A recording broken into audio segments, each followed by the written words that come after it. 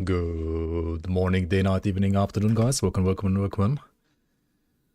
Today,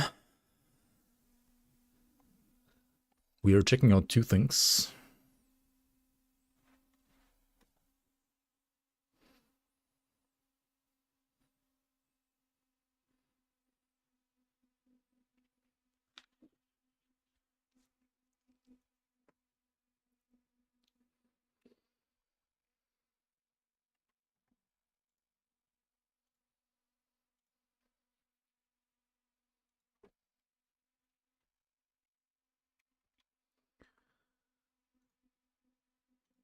First of all, let's check out this new Misadventure, number 199, almost up to 200. Bound by Blood. Remember that one time we had a Misadventure? Last time we announced our UI overhaul coming in 1.3.0, which should be out by now, but yeah, I mean, it's probably going to be out at some point this week. Out of some unplanned delays, the public beta for that update is starting very soon. Check it out for yourself once it begins. Today we cross beyond the safety of Kern's walls and venture deep into enemy territory. I should be playing like some Thanks Vastakar music to this, not the Torchlight music, but oh well.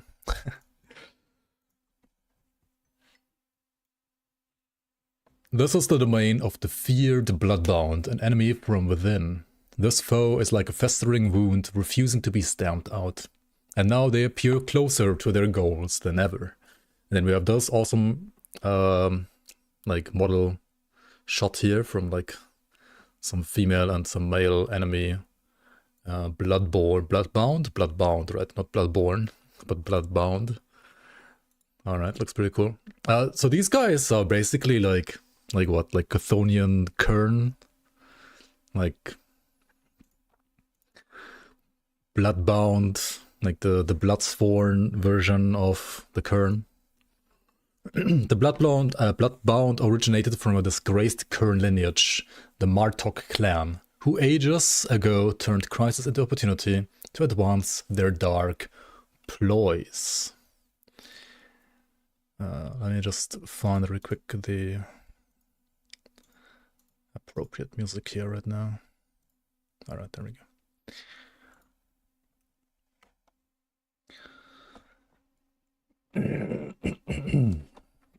When the Great War between the Kern and Erulan was reaching a bloody crescendo, the Kern chiefs found themselves on the defense, their dead lying in great heaps upon the fields of war. It was then that the Martok shamans arrived with the promises of a dire solution. Such was the dour mood among the clan chiefs that they were willing to accept any bargain.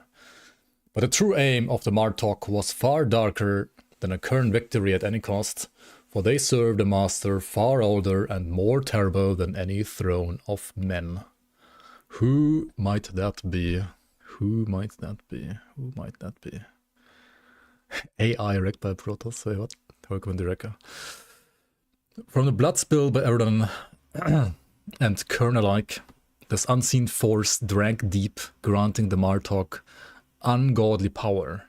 They unleashed indescribable horrors upon the world, forged from sorcery and blood offerings. The resulting devastation spared neither Kern nor Eradan. Only through the valiant deeds and sacrifice of the heroes of their age was the darkness thwarted. The land still groans beneath the weight of what was done. The corruption had deep roots, though. It lingered in the dark places of the wilderness, waiting, watching. And when famine clawed at the Kern people and the long winters that followed, the whispers returned, offering comfort, power, vengeance, and again the weak and broken listened. It would be simple to dismiss these cultists as the last blighted offspring of the traitors, but the ugly truth is that their ranks have swelled, even as the Kern that remained true to their ancestors wither like frost under a weak spring sun. Alright, that's some pretty cool writing, not gonna lie, I kinda like this. But the great Annihilator's tendrils do not just seek the weak hearts of man. Through the relentless passage of time, even the most stalwart souls can form cracks through which can seep in despair. Such a fate would befall the avian Hanak, an elder race that served as the keepers of the verdant valley. They who once taught the Erde-Kern shamans how to interpret the magical runes and to harness and thrive in nature's bounty, whose songs once echoed from the great peaks, would find themselves in rapid decline. And as their numbers dwindled, they began to succumb to their darkest thoughts and embraced nihilism. So these are like the Hanak, I guess, avian creatures. I can tell you they look really fucking cool in-game. I mean, I can't show you them in-game yet, but I can tell you that they look really fucking cool, and their animations are really nice. Like the first time they like jumped on me, I got like literally jump scared almost. Like it was kind of crazy. Like their voice or voice acting is also pretty cool, pretty on point. The few Hranak that remained started to believe that the only way to save Cairn was not through painful and slow healing, but by returning the progenitor to his throne. Only by freeing the dying god from his prison could the wrongs of the past be righted and Hranak restored to greatness. These fallen ones would become known as Kohranak, deceivers, destroyers. For that is all that remains of their purpose. They now serve Cthulhu alongside the Bloodbound to usher in the coming of the Void. Kohranake. Like knowing what is coming up next for Grim Dawn, check back on March 9th for the next Misadventure. Alright, pretty cool. Well, holy nothing burger when it comes to like gameplay or items or anything like that.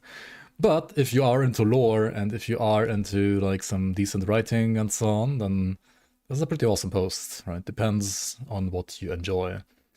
We at least got some new models to look at, right? Like these Bloodbound Kern, these Martok clan Kern, as well as the Hanak, which look pretty cool. But yeah, otherwise, not too many informations, right?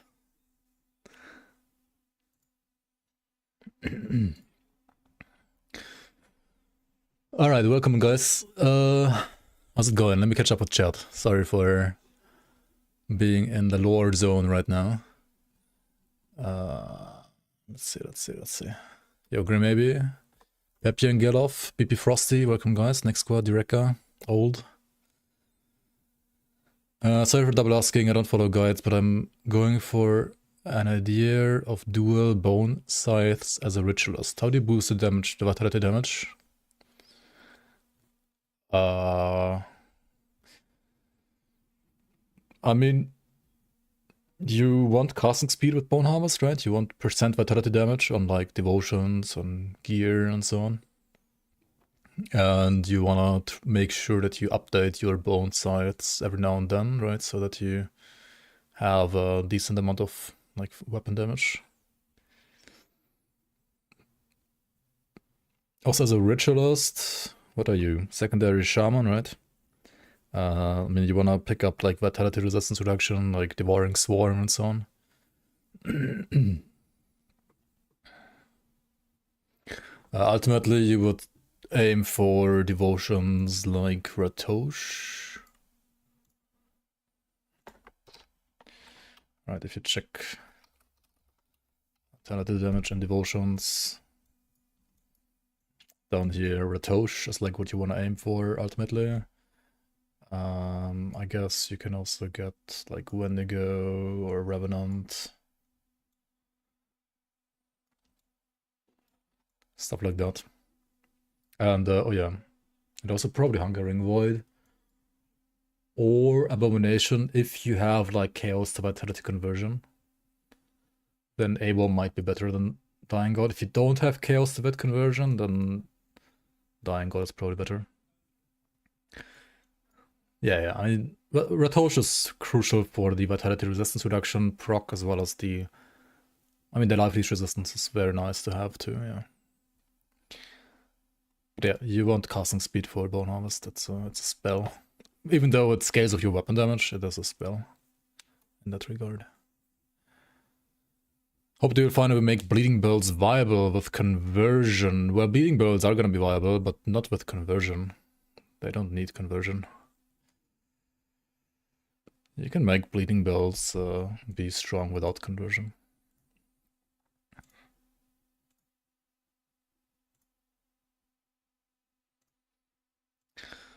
Alright.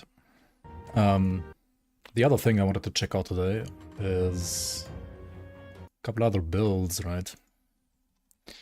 So last time I was checking out the top 20 list from the forums, but we didn't check out all the builds yet. Today I'm gonna check out at least 5 more builds, maybe even more. We'll see. Yo, Frosty, welcome on. So we have a Hellborn Sheebreaker at rank 5. We got... Who the flip is this? Mr. 3, Sentinel. Ember Calling Sentinel at rank 17. Pierce Phantasmal Blades Witch Hunter. Or Pierce Blade rather. Also a Morganath Dual Wield Reaper. Pierce Blade. Okay, Morganath Reaper is the lowest rank. 20, 17, 9, 5, and then there's one more, right? I mean, there's more than just one more, but Pet Archon. Which one is this? That's the Nightbringer Archon, right? So 18. And user thanks of Astikarn, do you enjoy lore? Are you a lore enjoyer? Yeah, well, if you don't enjoy lore, then there's no news for you, I guess.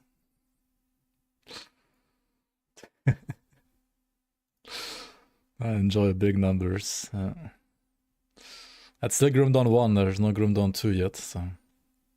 1 is still smaller than 2. Playtest isn't live yet, nope. Still not live either.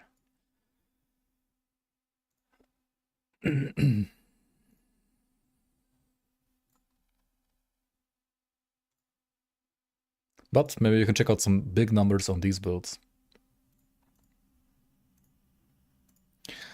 Alright, at rank 20 on the list, we got the Cold Dual Wield Morganath Reaper.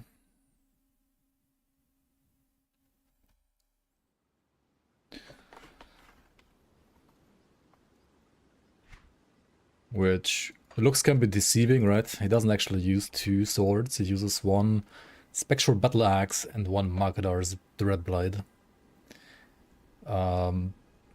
Then of course the full Morganath set, dual Alchemist Rings, a Kaizen Amulet, Dreadchill Mark, Gargoyle Waistguard, and Reaper Pants, as well as Nemesis Relic. And then skill distribution looks like this. So, not too many points in like Shadow Strike or these up here. Like none of these are maxed. That's kind of interesting actually. What is maxed, however, though, is Soul Harvest, which like boosts all of these attacks, and more importantly, Necrotic Edge. Right. And funnily enough, this character is using Master of Death, cause yeah, if you have enough like attack speed already, why not just get more away instead, right? That's so funny, dude.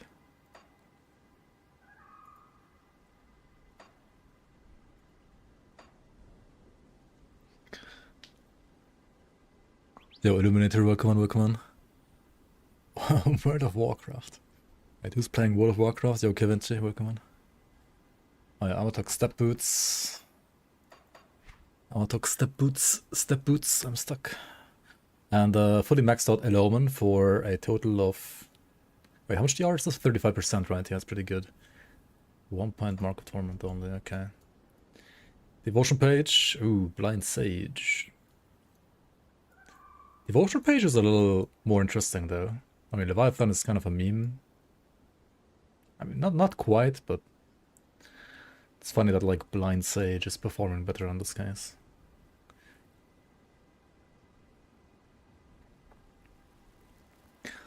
Murmur, Spooder, Hyrian. It's cause this node is so good as well, right? Well, like the damage is kind of high on these nodes. And Hyrian's like a good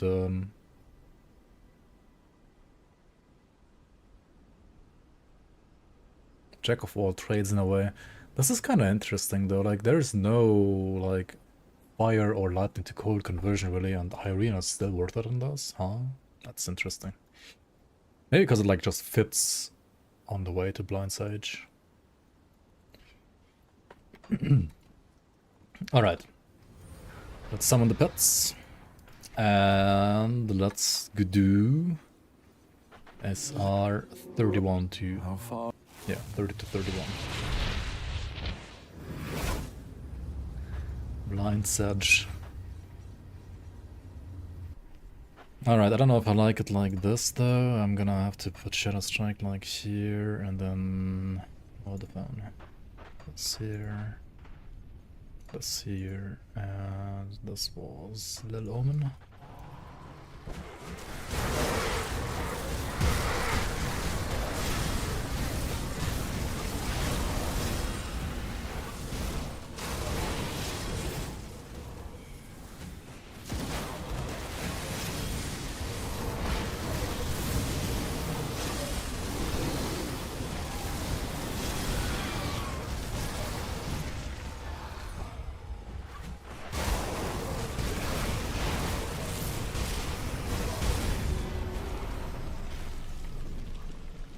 Would I recommend some starter builds to finish the campaign, or can you go as in like... I mean, you can kind of like just wing it in Grim Dawn. And you can respec pretty much everything. So, I mean, for the normal difficulty, you can literally play whatever you want, right? For ultimate difficulty, depending on like what you've made yourself, you might need some help. Maybe not, depends.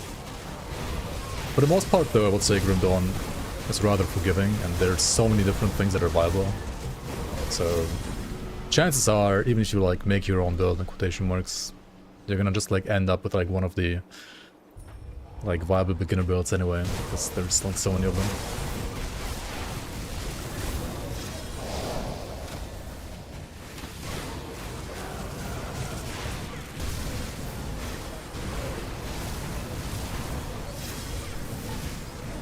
And I mean, yeah, if you have like some other like ARPG experience from like say PoE or Diablo and so on, then you can probably get through Ultimate as well, like at least through the campaign. Is it worth it to pick Veteran? Nah. Veteran is kind of like only worth it for you to like understand the game a bit better. It doesn't really do anything. Like, okay, like obviously it makes the game harder, like it requires you to kind of like use the game mechanics a bit more than not playing Veteran would.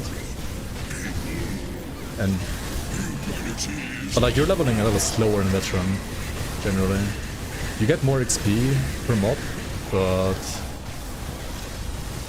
mobs are also tankier. Like you're overall like effectively faster by just playing standard normal. Well done. But I would say you also learn less about the game when you play normal compared to Veteran.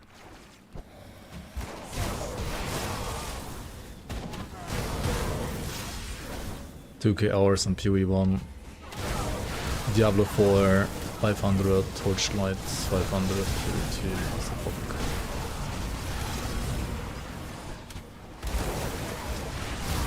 I mean, yeah, you should be fine though.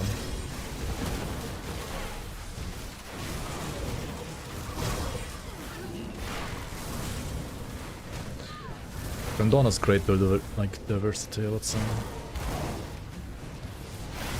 And there isn't like all too much like crazy hard content in Grim Dawn right now, I would say as well. There is coming more with the next expansion, a lot more of that, but for now Also tons of power creep happened, and the campaign didn't get harder at all, so... Campaign's pretty easy now. 2 KRs and PoEs for the Q numbers. I mean, that's not wrong, but it's more than 0.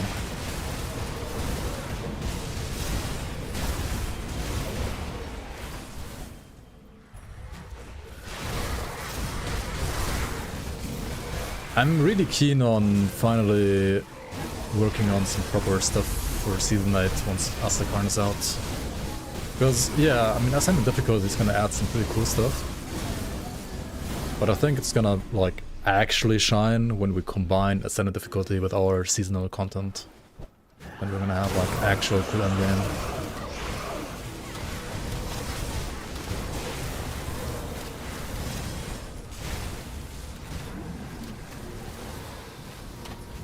Another Grim Dawn stream in the same year, what? I know, right? Crazy, crazy. 2 streams in 1 year? What is this?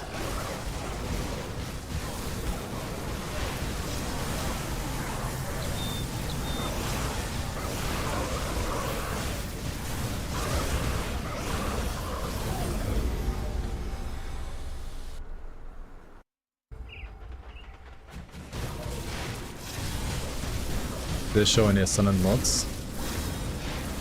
They only show the ones that they showed at some point. Oh, this shit. Shouldn't tank all the crystals, should you?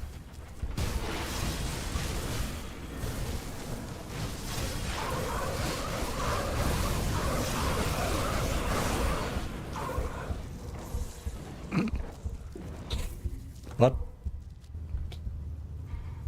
What? What?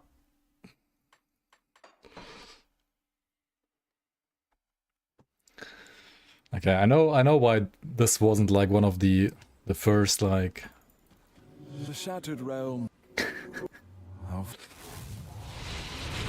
So the guys like sent me a couple of builds first that were like that they like deemed truly hardcore viable, right? And this one was not one of them. I think I start to understand why.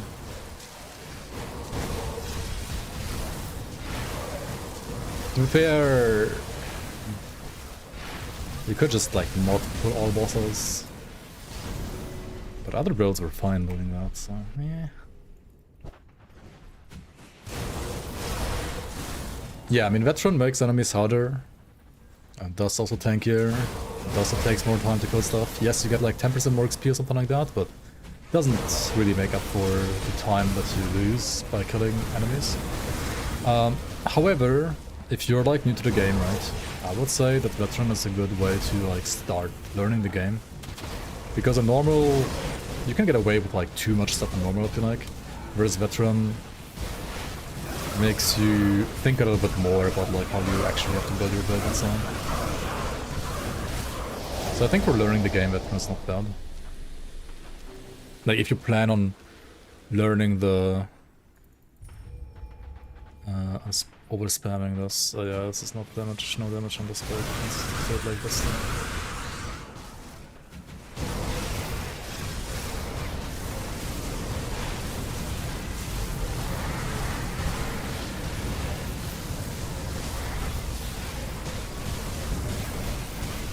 Normal is so boring for you, I can't stand it. I mean, you can also like start an ultimate, right? At least on your second character.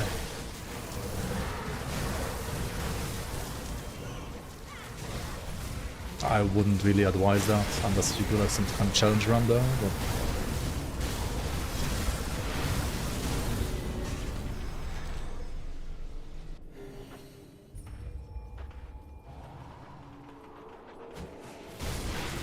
Yeah, no, this build has Ring of Steel only for the Pummel, to like debuff enemies.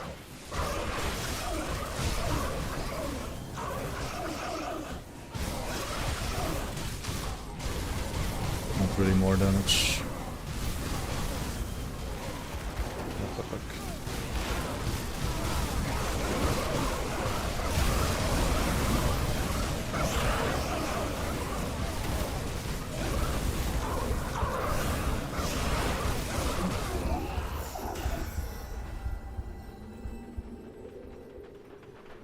Well done.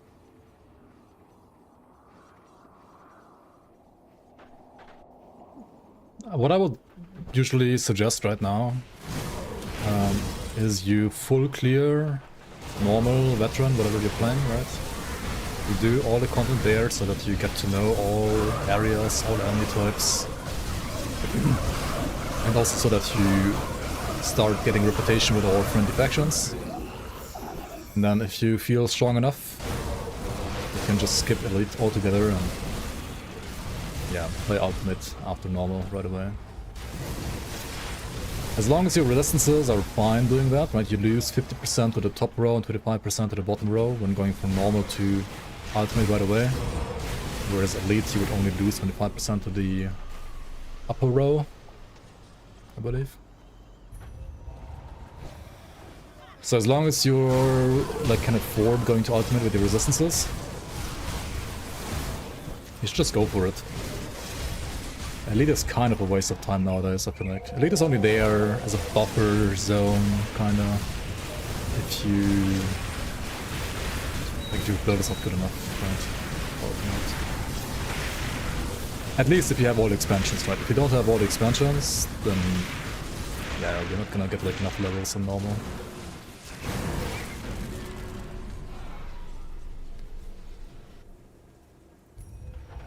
Played all the way to Act 4 in normal, then played everything in Elite, and then full cleared Ultimate. I mean, yeah, you can do it. I mean, ultimately you can like play the game however you want to, right? Like, whatever feels good to you is fine.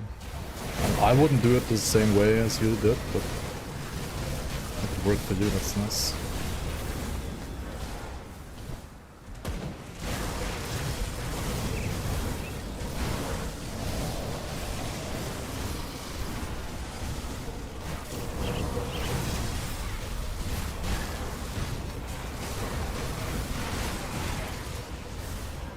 I think what I just like suggested, recommended, was gonna be a little bit easier for you once Pangs of Astakarn is out, right? And you have another full act to play through. Then the jump from normal to ultimate should be even easier, probably, than now.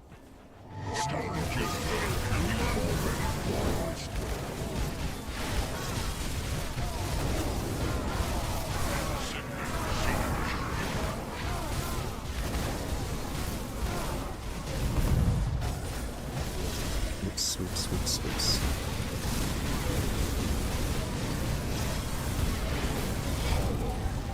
Okay.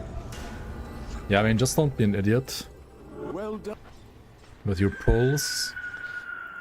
And then this is pretty smooth. To be fair, like, all of these builds are like hardcore viable for Shattered Realm because like at least 30 to 31. Because honestly, like 30 to 31 is just like not that threatening when you have a really well-min-max build, right? And you can always take it a little bit slower in hardcore by not pulling all bosses.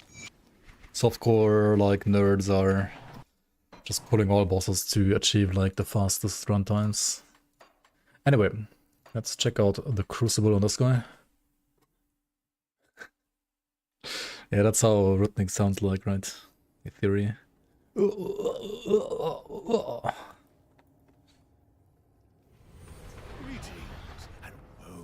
Alright, 150 to 170. Let's go.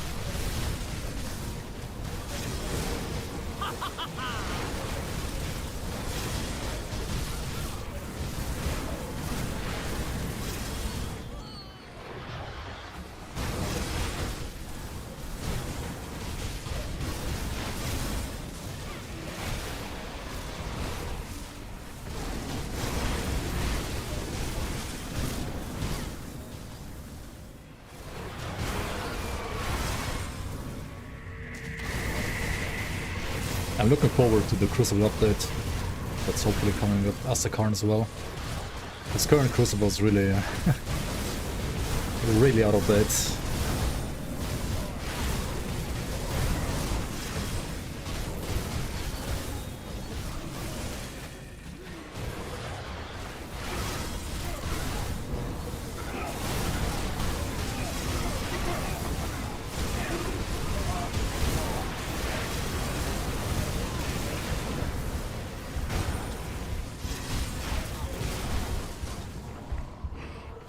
Monka.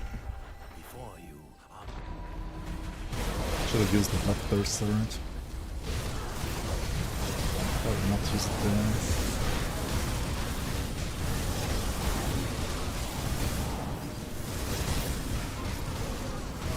This build, I would say though, the it feels the squishiest out of all the builds that I've played so far. Like it's one rank above the Spellbinder, not the Clairvoyant Binder. But it definitely like feels squishier.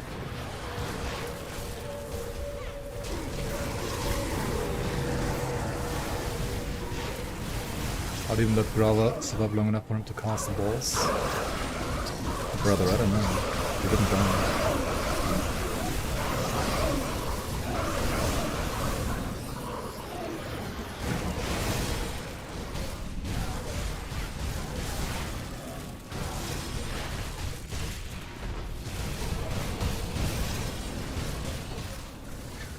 Or rather, I didn't prioritize it properly. Good, you're back. Grim Dawn in this economy. But do I want to see in the Crucible? I mean, mainly just like the new enemies, new waves.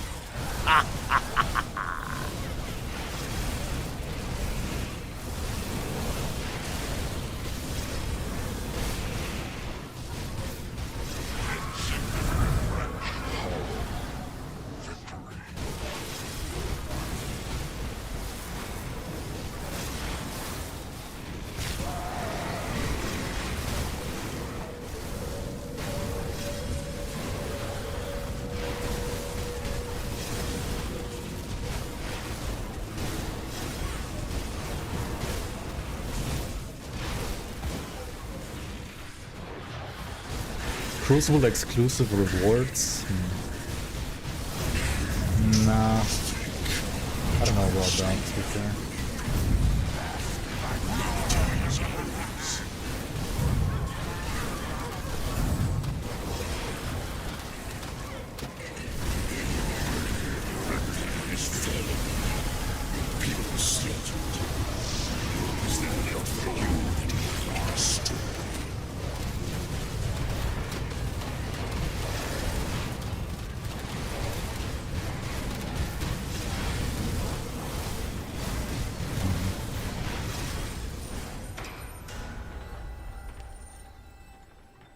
Are there any SR exclusive items? Yeah, there is more than just a set.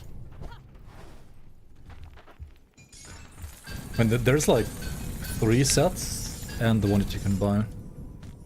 And there's 3 sets that can only drop an SR. Ember's Calling. Yeah, what did I press? Fuck. The button. Well.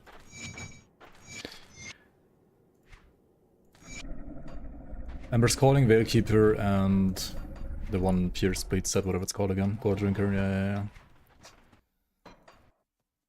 When new DLC? Tomorrow, hooray! No, I don't know. Probably like early summer or late spring, something like that.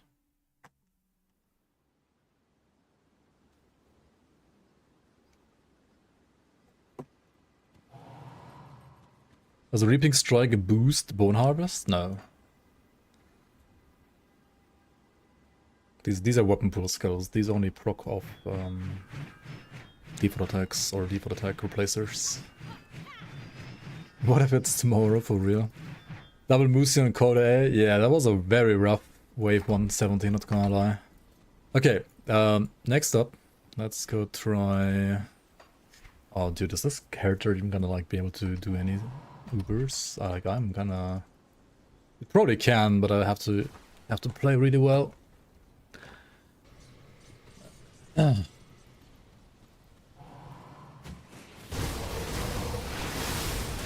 If you want you can play like Season 7 offline mode, right? If you want to play some Grim Dawn, some spicy Grim Dawn.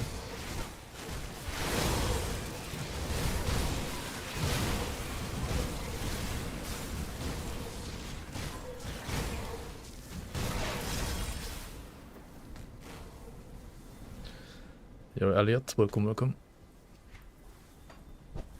Alright. My bleed over cap is dog shit, my pierce over cap is 0. Okay.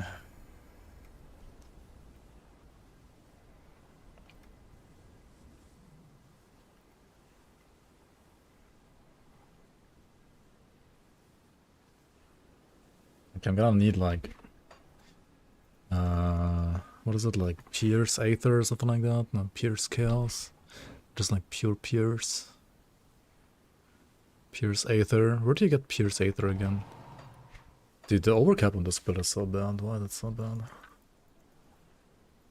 Pierce Aether is probably Mammoth Resistance. Ruthless Grim Dawn. See anything you like? Oh god, See you everything is around. GD stashed in this character.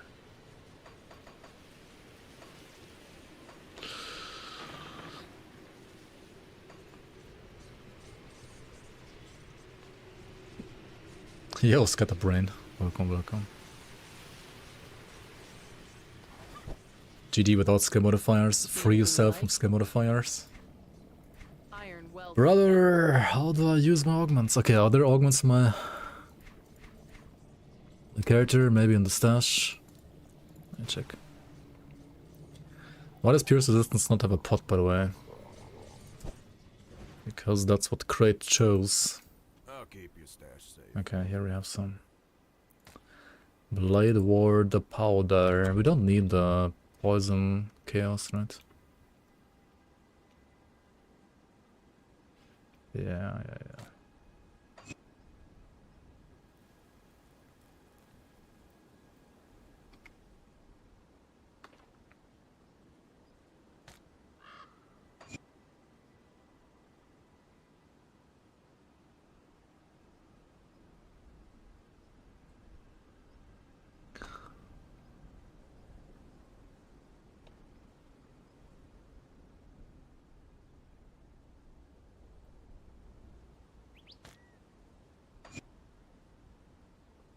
I'll keep an eye out.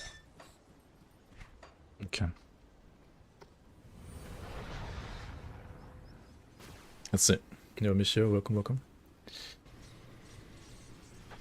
Okay, what about pots?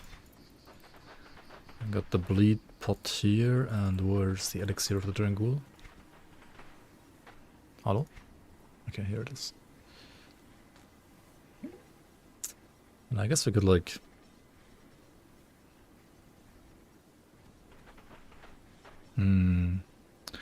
Or do I rather want to use the Lifestealer oil? Maybe Lifestealer oil is actually better.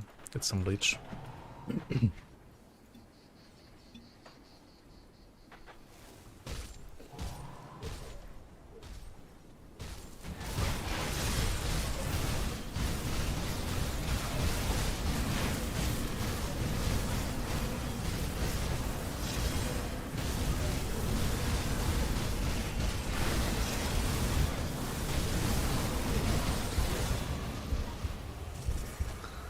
Okay. That was early jumping by me.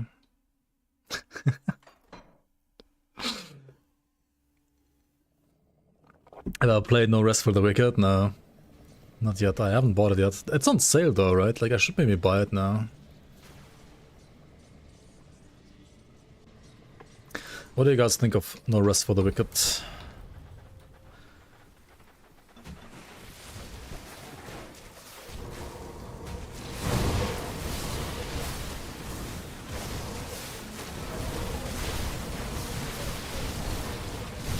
For me, it doesn't really look like an RPG, it's just...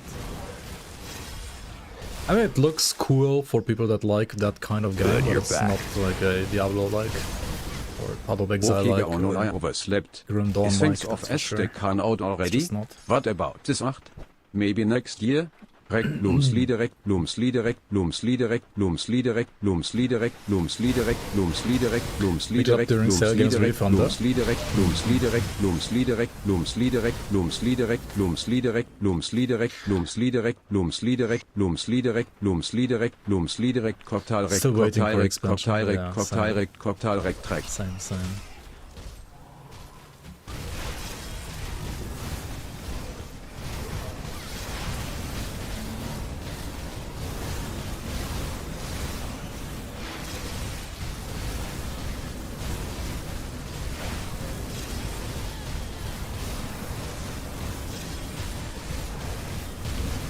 Rather, how's the soul squish?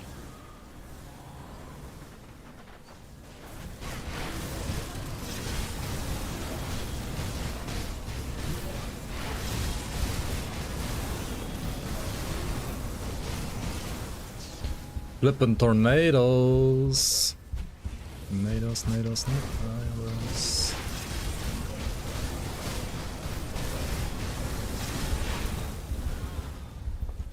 Fuck!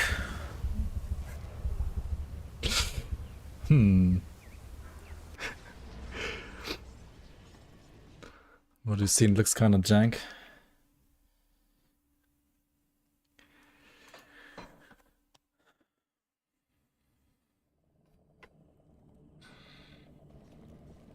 Spooky would have lived with 1 HP there. 9% Fizzers, 30. I mean, the armor is decent. The leech. The leech could be better if you play Harbinger of Souls, right? But like, why does it only have like 3.1k OA with the 13% OA on this? How is it so low on OA? Weren't you like able to get more OA on Reaper without that exclusive? That seems weird.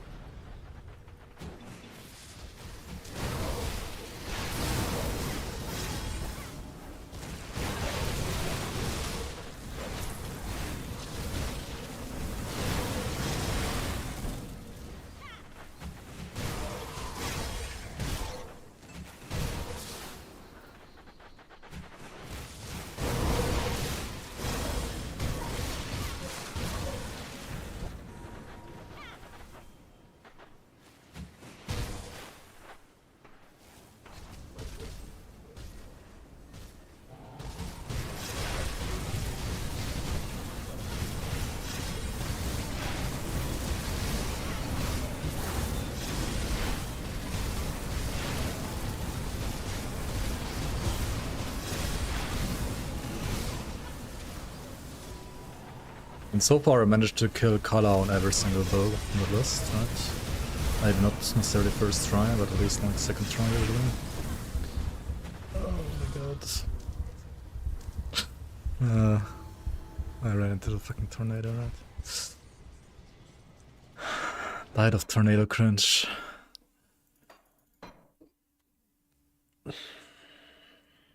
Like the build is like dying in stage 1 already, right? Like what the fuck? Try Ravager first, maybe.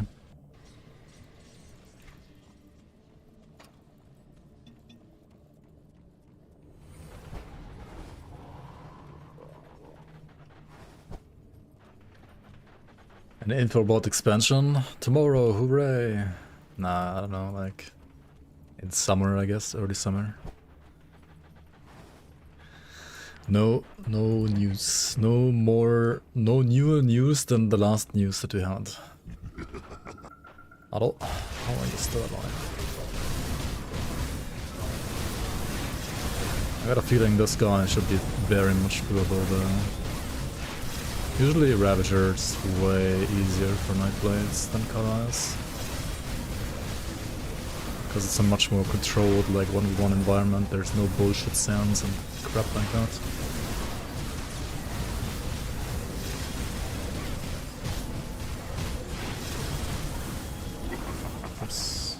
Got one up.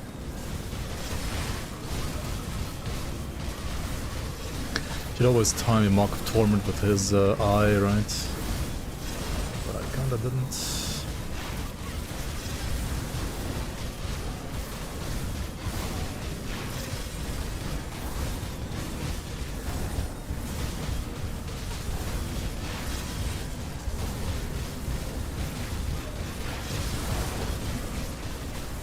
Yeah.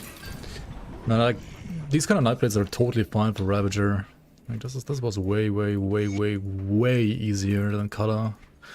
With Kala, it's just like all the shotgun bullshit from the sands and stuff. Well, I don't know, man. I don't even know if it's like a DA problem or an arm problem or a physical resistance problem against Kala. She's just hell of annoying. Okay,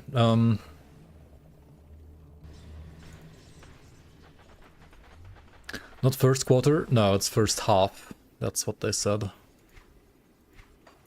Got something you They need said the last time they I'll keep an eye out. commented on when the expansion is gonna release, they said first half of 2026. Your guess is October next year, October 2027. Jesus. Last dent I said it was spring. No, the last he said was next, first half of next year. Spring was before that. Spring 2027.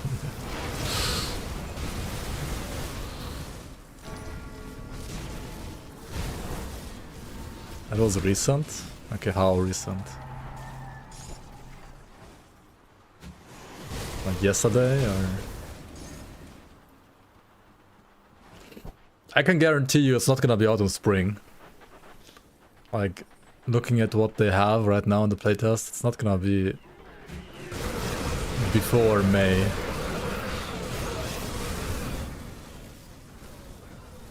Within last month? Maybe you were dreaming of Xantha, I don't know. Maybe Xantha was like whispering something to your ear in your sleep. Reddit or Steam? Oh yeah, maybe it was Facebook or something like that. Like, his communication is sometimes all over the place.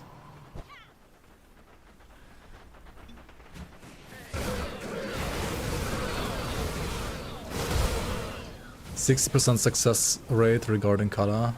Yeah. I mean, that's 100% not viable on hardcore. Anything that's not like 95% or 99% success rate for hardcore.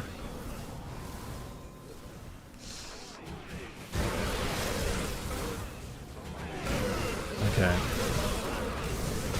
Activate the altar. We're Nightblade, right? Fuck. I need to get the potion from Tomb of the Heretic, ideally. But is there time and patience for that? Of course not. How do we deal with the maggots? On a melee build that has Veil of Shadow? There's Corpse Rush?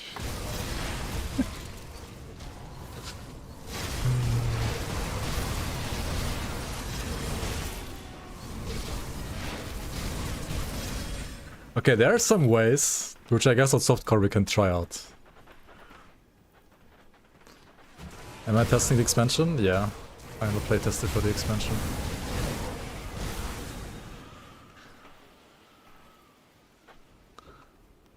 Okay, so how do we do this shit? Come here.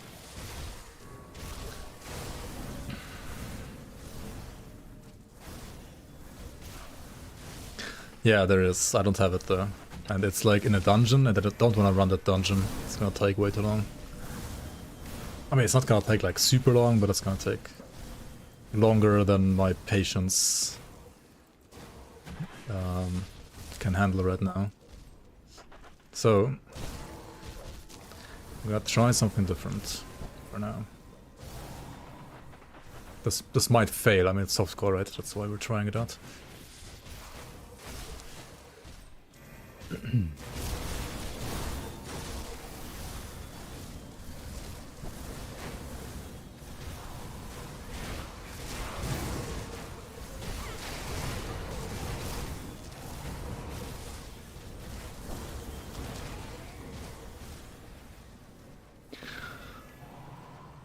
Savage dealers in some areas give better loot? I don't know.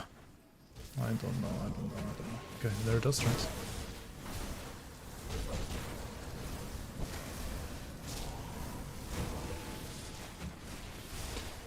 I mean, easy enough, right? Easy enough.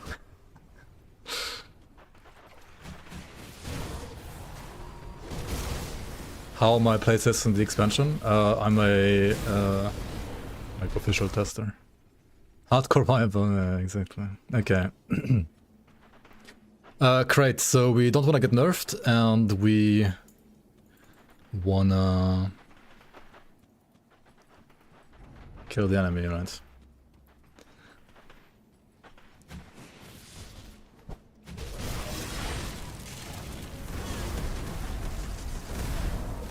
It didn't deal too much damage to him yet, did it?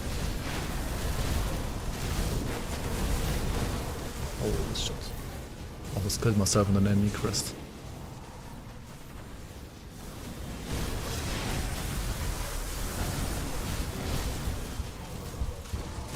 Yikes. I think the crate actually killed me, right? I was going in too far there. Let's try this again. Honestly, I'm like fine with like a 50% success rate against crate on a build like this. This is not a build I would ever take into crate on hardcore. Because it's melee, it's squishy. But I think we can do it if I focus properly.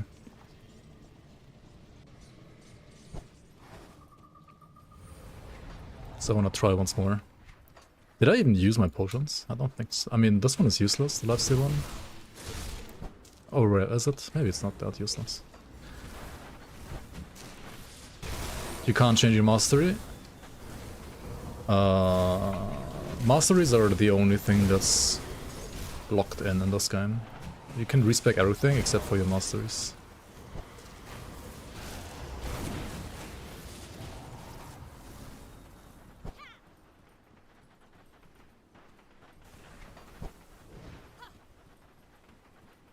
If you really want to respec your mastery, there are tools out there that can do that for you, but all classes are viable. You don't have to like change your mastery because you're thinking that like something is not viable. All classes are viable for all content. Some are easier to build than others, but they all have viable builds.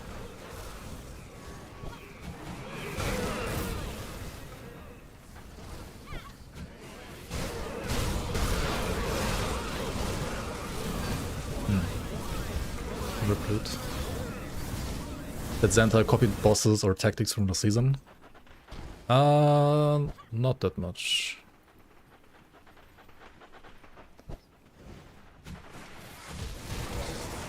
There are like Chthonian ambush chests, which I guess have some resemblance to the league.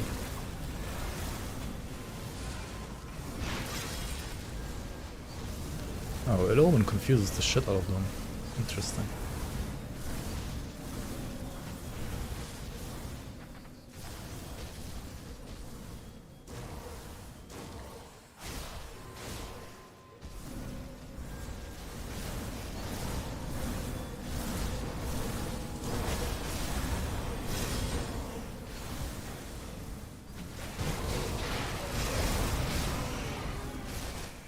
Oh, the fire golem heart or something like that. The fire siphon souls item. There it is, right there it is. It just needs to die. Okay, died.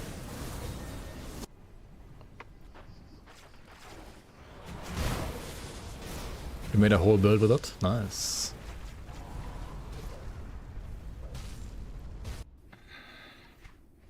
Okay.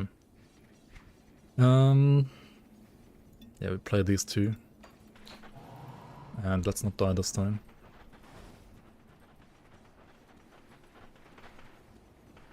Why is he starting with that ability? What the fuck? And he's like instantly nerfing me too.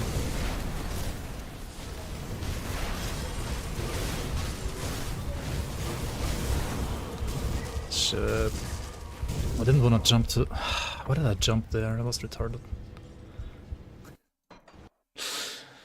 If I didn't jump on the fucking name me chest again... It's not a decent run, actually. Yeah. It wasn't just into crates, it was like the big crate, and the big crate like pretty much one-shots you. You can leave a portal and go back in. On hardcore too. I mean, on hardcore I would already be dead 2 times, right? But nah, we're resetting the fight, because like the fight is also like so scuffed when you re-enter, because like all the crates stay and multiply already like while you're not there. It's kind of scuffed.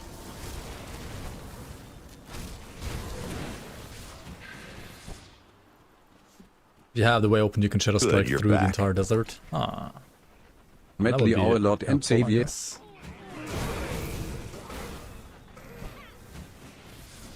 But it's okay.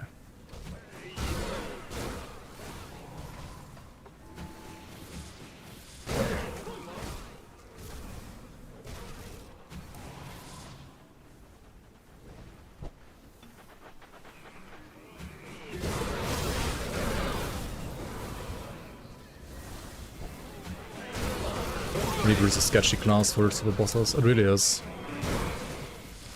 It really is. Reaper is like a glass cannon class.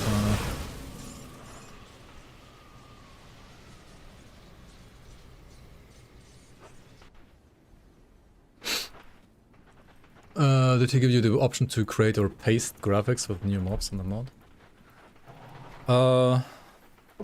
Well, I'll just do it. I'm not gonna have to ask him. Like I can use the new assets for any mod, of course. I mean, I did the same for the older seasons already, so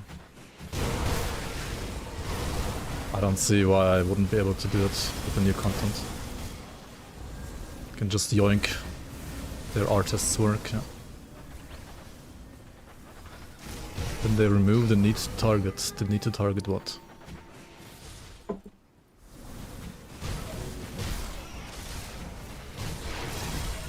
Target these nuts. Got him.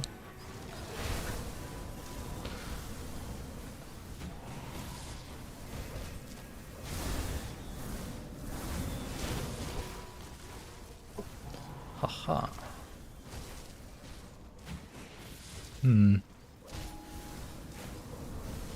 Where do I go?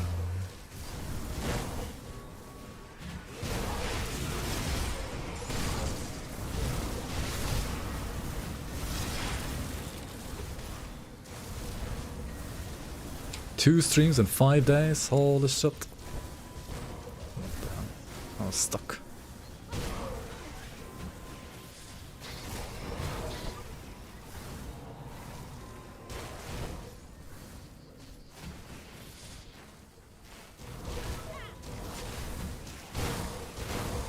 Nope, I'm dead. Never mind, I'm not dead. I don't know why I wasn't dead there, but okay. I mean, this would be death on hardcore for sure. Like 100%. Correct on Twitch front page when Fangs drops trust. I mean, one can only dream, right? One can only dream.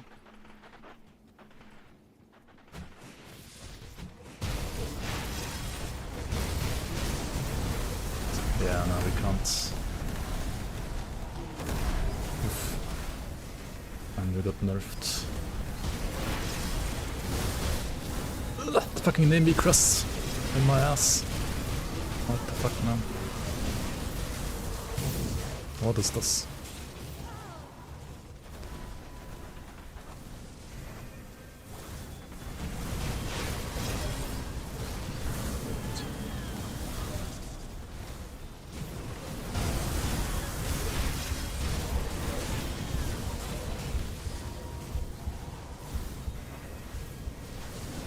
He's dead, right?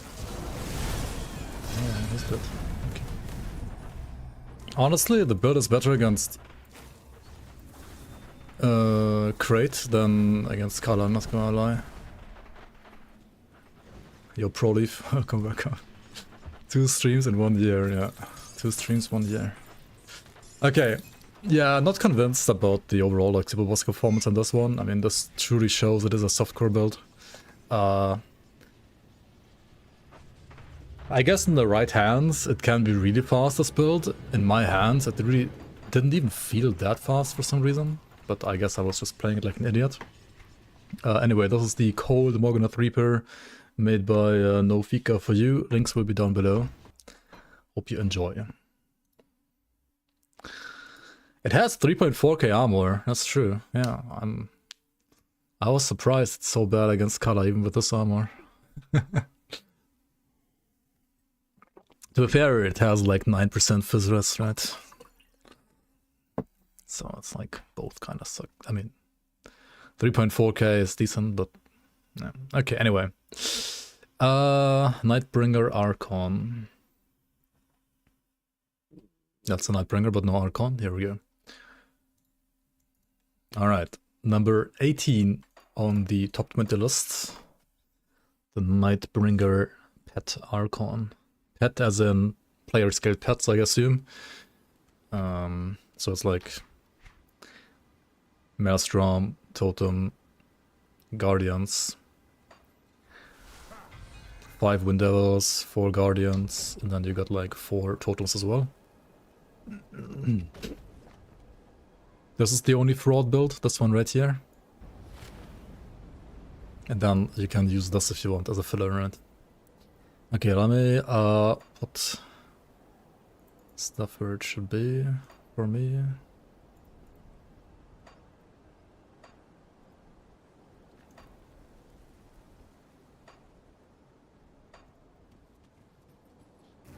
Okay, so you only have to cast this and then this, right?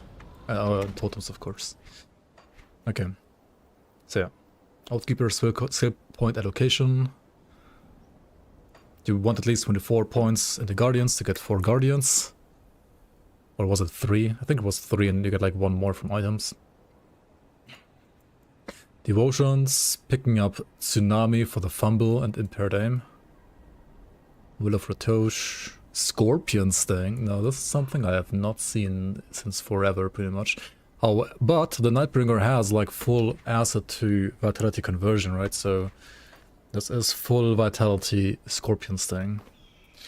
I guess this is good because like if you get it from the Guardians, or like if you proc it from the Guardians, you can stack the poison damage of this, like the vitality decay damage. And maybe the build also has like no other like reduced DA shred. So that's decent.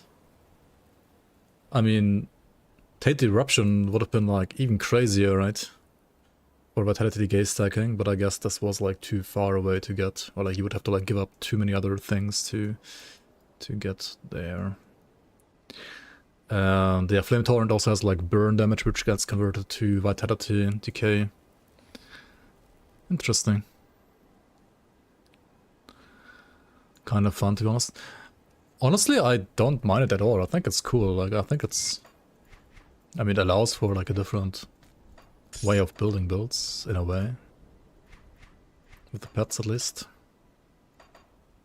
Like, usually you can't stack dots, right? You can't stack, like, multiple Flame Torrents. Like, if you, the player, would, like, proc multiple Flame Torrents or, like, multiple Scorpion Stings, they would not stack. Or, like, their dot damage, at least, would not stack. But if you bind a player-scaled pet to them, for example, right? Each player-scaled pet is gonna, like, count as their own source. So if you have, like, 5 Guardians or 4 Guardians, this number can stack 4 times, and here the Flame Torrent can stack 5 times because it finds the Wind Devils and so on, right? So yeah. That is a honestly pretty cool, I think it's pretty cool that this exists.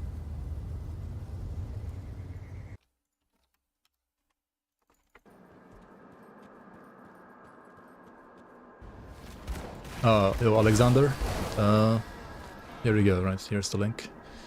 You can find the links for the builds on the forum. And I will also have like dedicated videos for all of these builds on my YouTube. which will then also have like the Grim Tools links in the description of the video, of course. These builds are not made by me. I do not have enough time currently to create builds, especially not like high-performing softcore builds. So these are made by other people that are mostly in chat, or like some of which are in chat as well. And I have their permission to like showcase the builds, play the builds, make videos of the builds and so on. This is the only fraud build, you say. I think I understand why.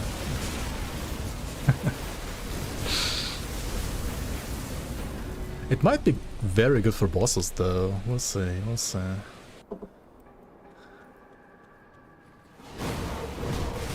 Well, like, not fast necessarily, but like safe, right? Because you can just kite forever. It's kind of like a totem build in a way.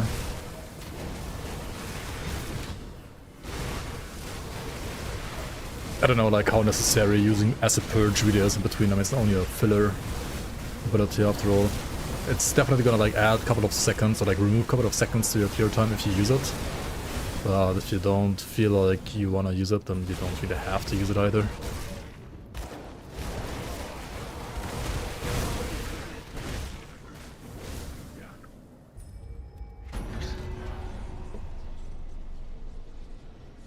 That looks rather horrible. You mean like visually, or it's just like spewing acid?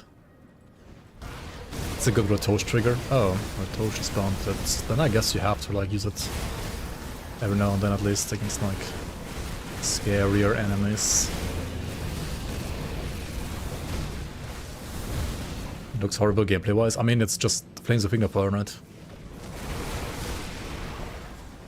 That's the template. It's like a green Flames of Ignifire.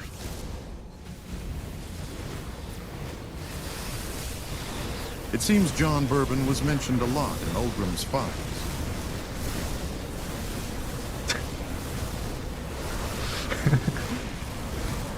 John Bourbon was mentioned a lot in Ulgrim's files. Was John Bourbon a regular in Ulgrim's prison? No, wait, it's the other way around, right? Who was he holding prison?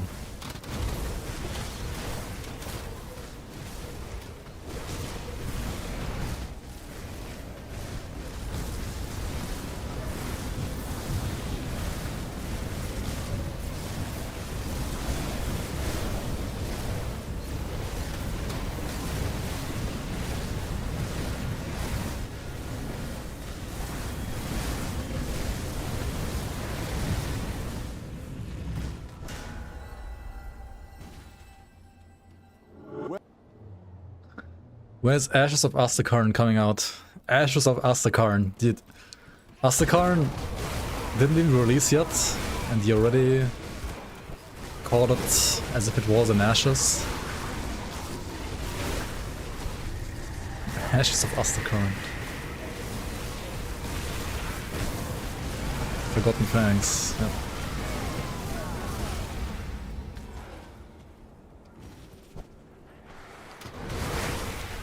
Any news about DLC? Not tomorrow. It's too buggy to be released tomorrow, I can tell you that right now. It's simply just not finished yet. I don't know, like... It's gonna probably be like early summer? Maybe like May, maybe in May, right? It's the classic, we're back to maybe in May, right? Isn't that what I said like last year? I don't know. Maybe in May, yeah. Back to maybe in May.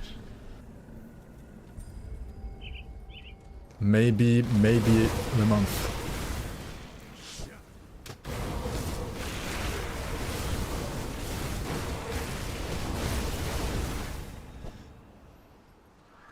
Looking forward to 2008 release date. Dude, I'm looking forward to Season 8. Which I heard is coming out tomorrow, hooray! I mean, what? Nah, not quite.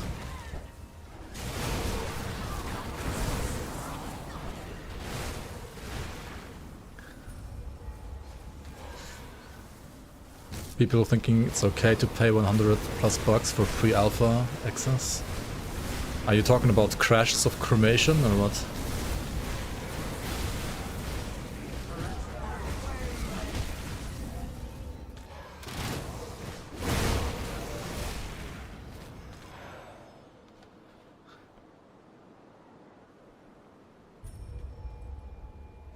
or Scam Citizen, yeah. That's another game. To be fair, Grim Dawn was a Kickstarter game too, right? And look how it turned out. An expansion coming maybe in May. Grim Dawn, like, usually is rather on time, but I mean... expansion is really getting delayed a little bit. On the other hand, they have like the PoE 2 problem, right? As in they're working on more than one game at once. PoE is like, I mean GG is like working on what, like PoE 1 and PoE 2, maybe even more games, who knows? Trade is working on like 5 games and they have like 5 people in the entire company. Like something like that. I think it's like 29 people actually now at Trade, or 28, something like that. So they're like a huge studio now, right? Compared to before. But yeah, they're working on flipping... I don't know like how much they still have planned for the city builder. But I mean, that's I think getting some patches though. Then they have... I'm putting too much I think for this horrible sustain. Let's see. Then they have, well, Grim Dawn expansion coming out. Then they have some kind of like horror game. Then they have the RTS game. Then they have Grim Dawn 2 potentially entering pre-production this year. Well done. Well done. Okay, 31 done.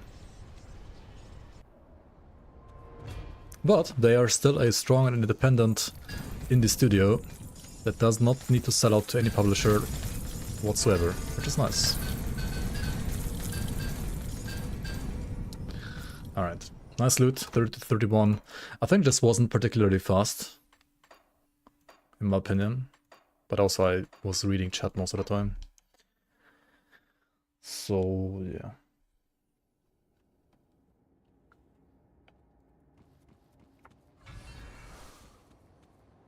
This time Last Epoch will release for real.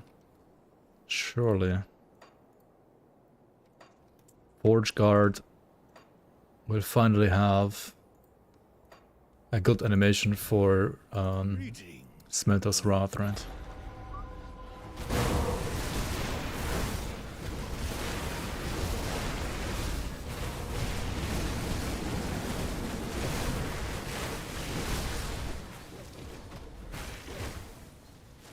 Why is the menu black?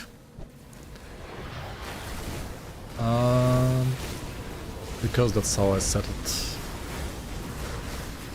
You can do that in a similar way as you can like modify your save files, right? When you switch between like accounts, in quotation marks, like between save folders. You can also switch the main menu map. I switched it to a blank black map. That way,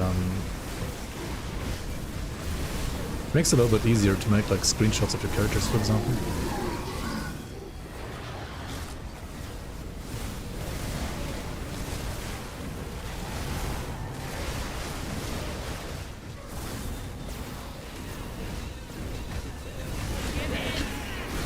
There is a completely new UI coming though, with a completely new main menu and a completely new like main menu background map as well, of course, with things across the coin. The UI will also be in the 1.3 patch as well, which will be out to public playtesting at least very soon, hopefully this week.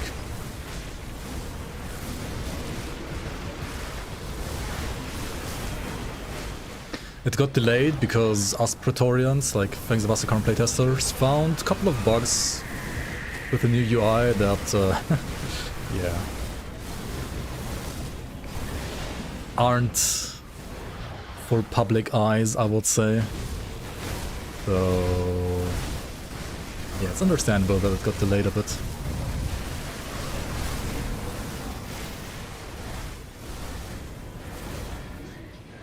These, what are these? Need moddable UI, yeah. I hope specific things, at least, will be moddable. Like, they need to be. I will baby rage so hard at Zentai if certain things aren't gonna be moddable. Like the component and material stash, right, for example. If that one is not moddable, like...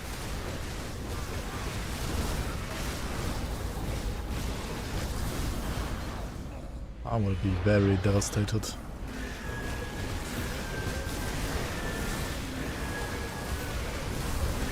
Brother... The damage of this build, like, needs so long to ramp up.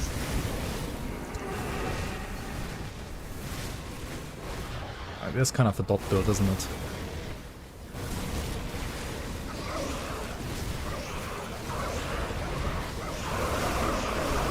And thus also the leech is not that great. It has 23% leech, but I mean if there's like barely any flat damage, then you're not leeching that much.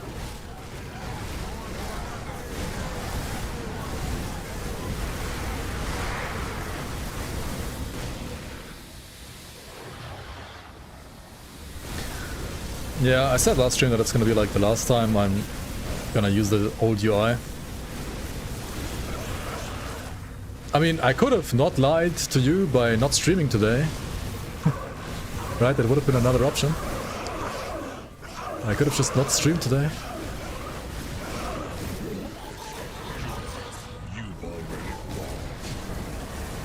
And also I thought like Crate is gonna release the UI patch a little bit sooner than they did. It is what it is.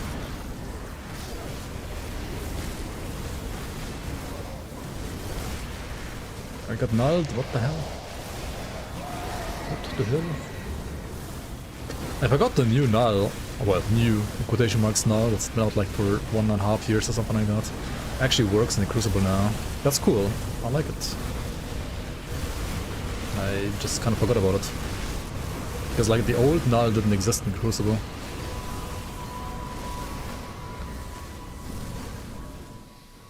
Can I use this cork back? No. Heal them. Okay, now let's go for Anastasia.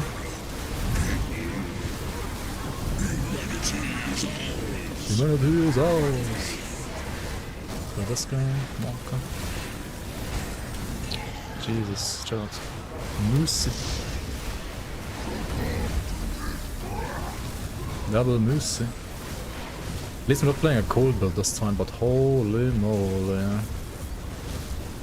The sustain, where is the sustain?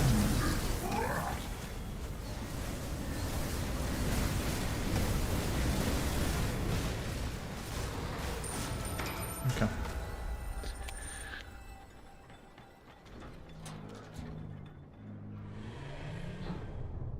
Carry out, sorry for spam. Wait, what? You don't like watching me play the Crucible? The newest game mode in Grim Dawn, never seen before. Thunderstruck Reaper Legguards of Menhir's Wall. What?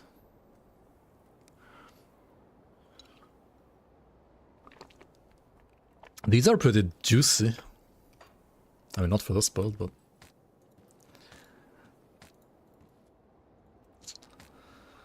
Om du får gissa vilken medelålder tror du att dina följare har? Kanske 35? Något sånt. Lite äldre än jag i alla fall. Vad fan? Men vad fan? Okay, let's go check out the flippin' Uba Booba bosses.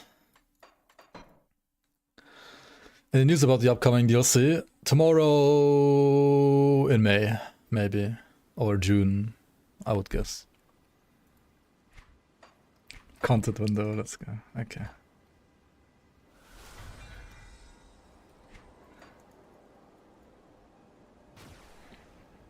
Okay, do I even have pots? Do I even have overcap? Okay, capped. At least resistances are decent in this build. 2.2k armor, 36 physical resistance. Like, this all doesn't look too bad, just sustain is horrible, right? We got some pot here. And another pot like here. Cool.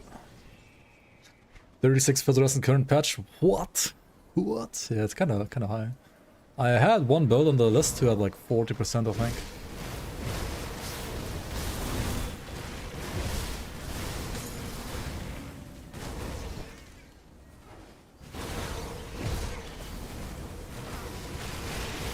I would say this build is not really nerf worthy at all. But like this one and the Morganite Reaper, I would honestly like put Clairvoyant Binder like above Morganite Reaper and this one, personally. So far, at least from my like just like my vibes like playing the build so far.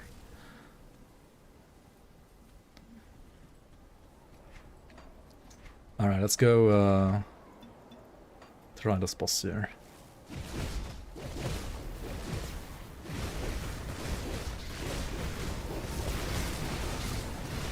Så jag som snart är det dubbla.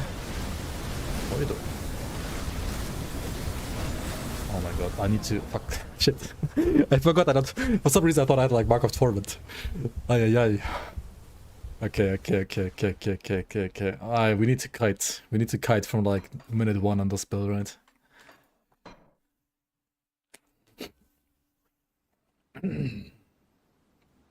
Wait, so you're like 69? Nice. Still gaming, still going strong. Wait for Rec to start playing hardcore again? Yeah. I will. Not today. But I will.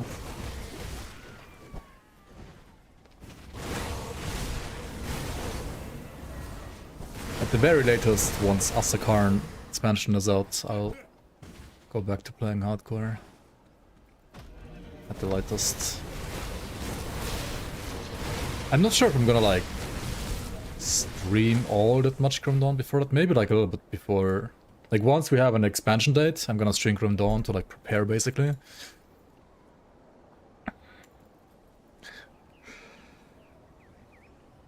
Do I have all single classes at 100 prepared? You mean like without GD stash? Not quite yet, no.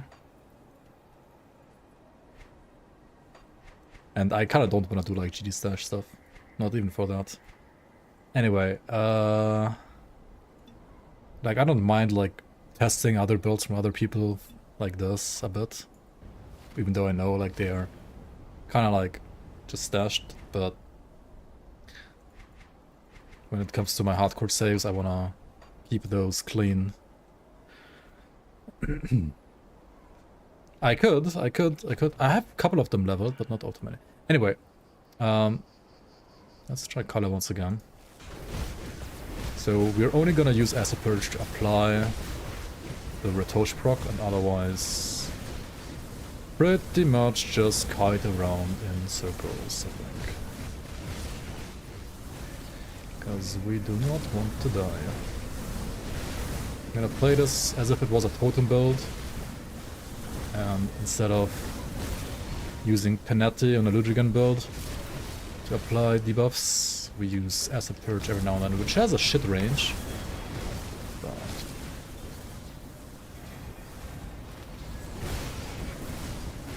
yeah, this is going kind of smooth, not gonna lie. Like I said earlier, that this is a good bosser, because you can just play it a bit safe, right? There's no need for you to stand in melee ever, really. And don't stand in the fucking tornadoes either, because you also... That's the thing, like, you have no heals. There's no Blood of the Reek, there's no Pneumatic Burst, there's no other heals. You only have your potion, so you need to be really careful about taking damage. Ideally, you never take damage. But I already failed that, didn't we?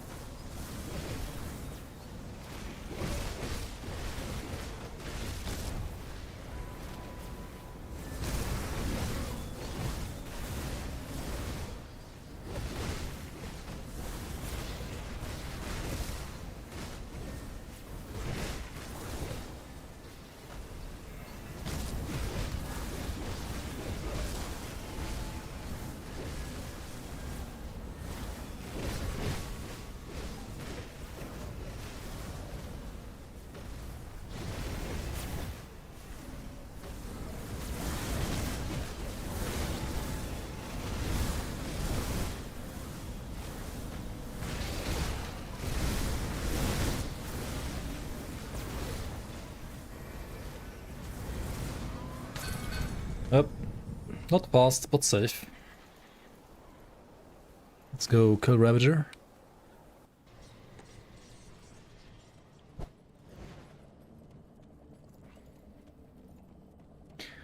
He so much wanted a viable Pinetti Aether build. I mean, they do exist. They're not necessarily like the best in the game out of all builds that you can play, but they do exist, they're fine.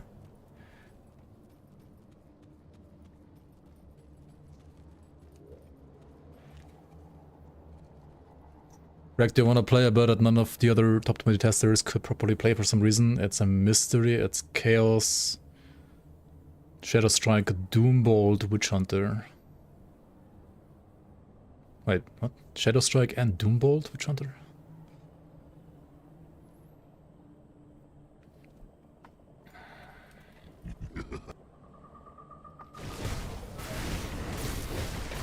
And you can send it to me. Still have like plenty of builds from the list to go through first.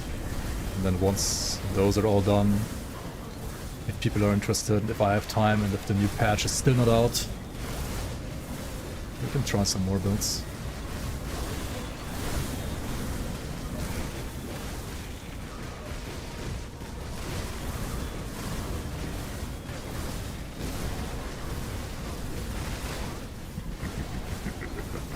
Oops. Took those projectiles out of place.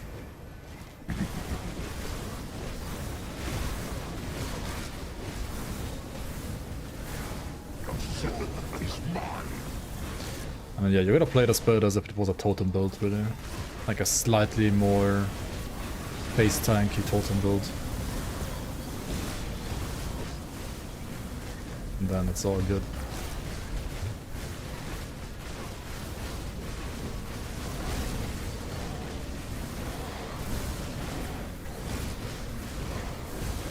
Which honestly is a pretty great playstyle for hardcore.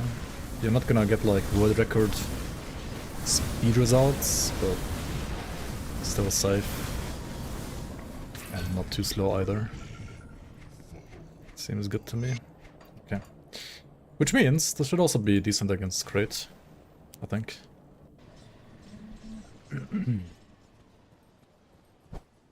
Got something you need stashed? I'll hold on to that for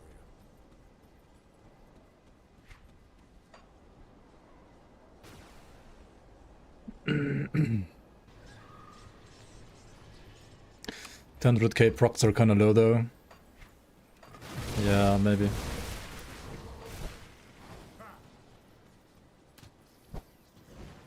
Like if you play it the safe way as I'm playing it, and I feel like the build, like this build, doesn't really have like insane damage. It seems rather like any other good endgame build. It doesn't really seem all that like crazy like many other top 20 builds. So maybe you only get the crazy damage if you, I don't know, face tank it, like face tank everything in proper softcore style, but I don't know, that seems way too sketchy on this build because it has like nothing to sustain.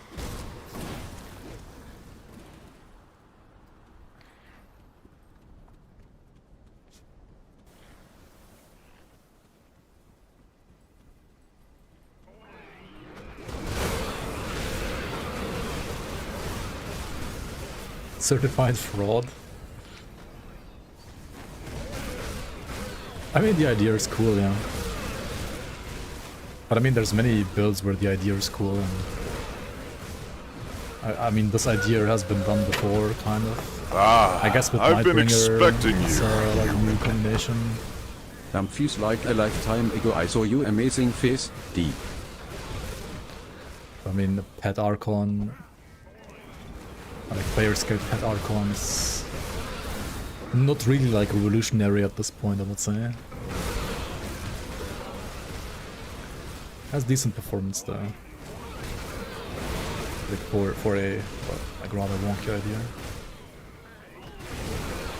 Like this I would say is one of the builds that definitely like don't need any nerfs. There were some others on the list that a little crazier. Okay, time to genocide the maggots.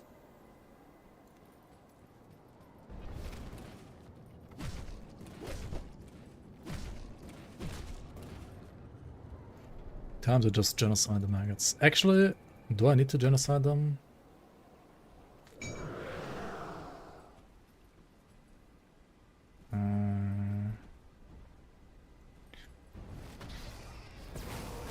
I don't really need to, actually. If I play it properly, there's no procs that can kill maggots. Or like, trigger maggots, rather.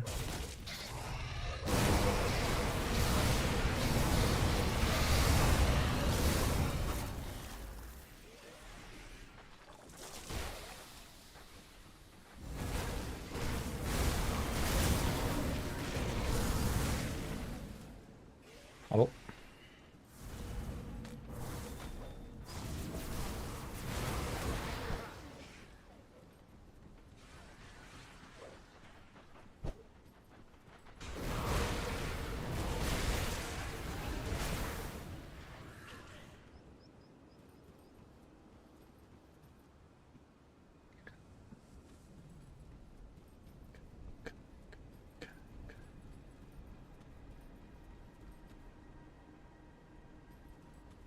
This one over here, eh?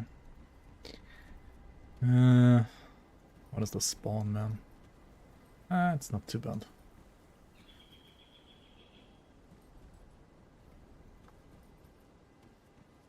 Do I summon my pets first to like see the rest?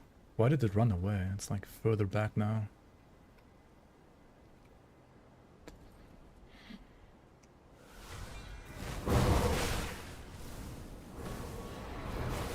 Not fucking die. Somewhere in the back here, isn't it? Okay, there we go. Not the piano build, nope. Indeed it is not. I feel like many of the builds on this list this time around are rather low on buttons. Chinese had a version of this.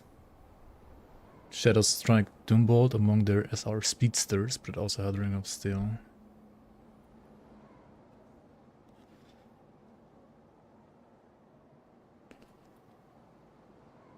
Oh, yeah.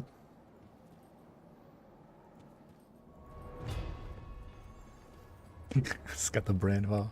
Okay. Crate, right? Let's go with crate.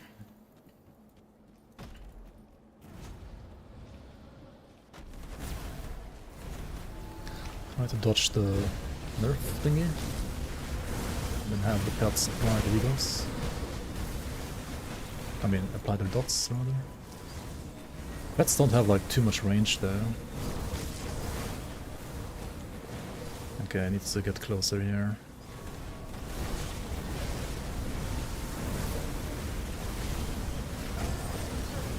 X. Just cluster this here. And it dies, right? Okay, perfect.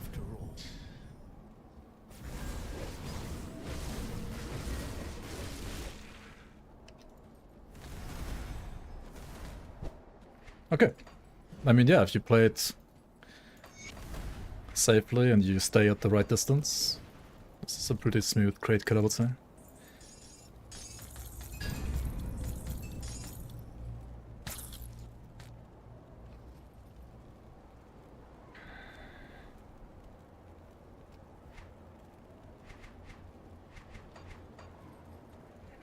Grim Dawn community more toxic than League of Legends community, confirmed. I think there's still a big difference between those two communities.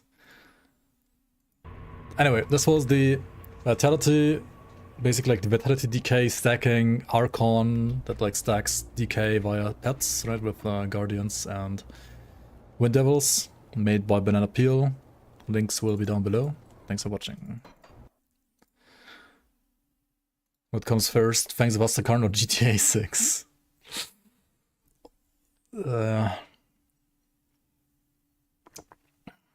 mean, World War 3 might still come before either of those two. Anyway, next on the list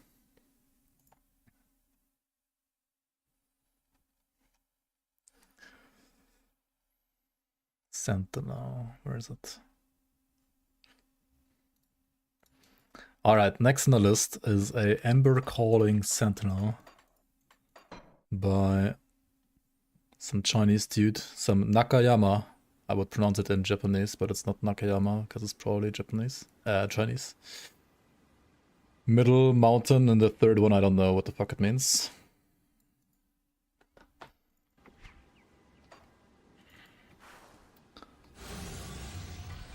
Okay. Just the Guardians. And what else do we have here? We got Amatok's Breath. What a surprise. Every single build had Amatok's Breath. Don't hold your breath on that one. Haha. Bloodthirster. Oh, what a surprise. What a surprise.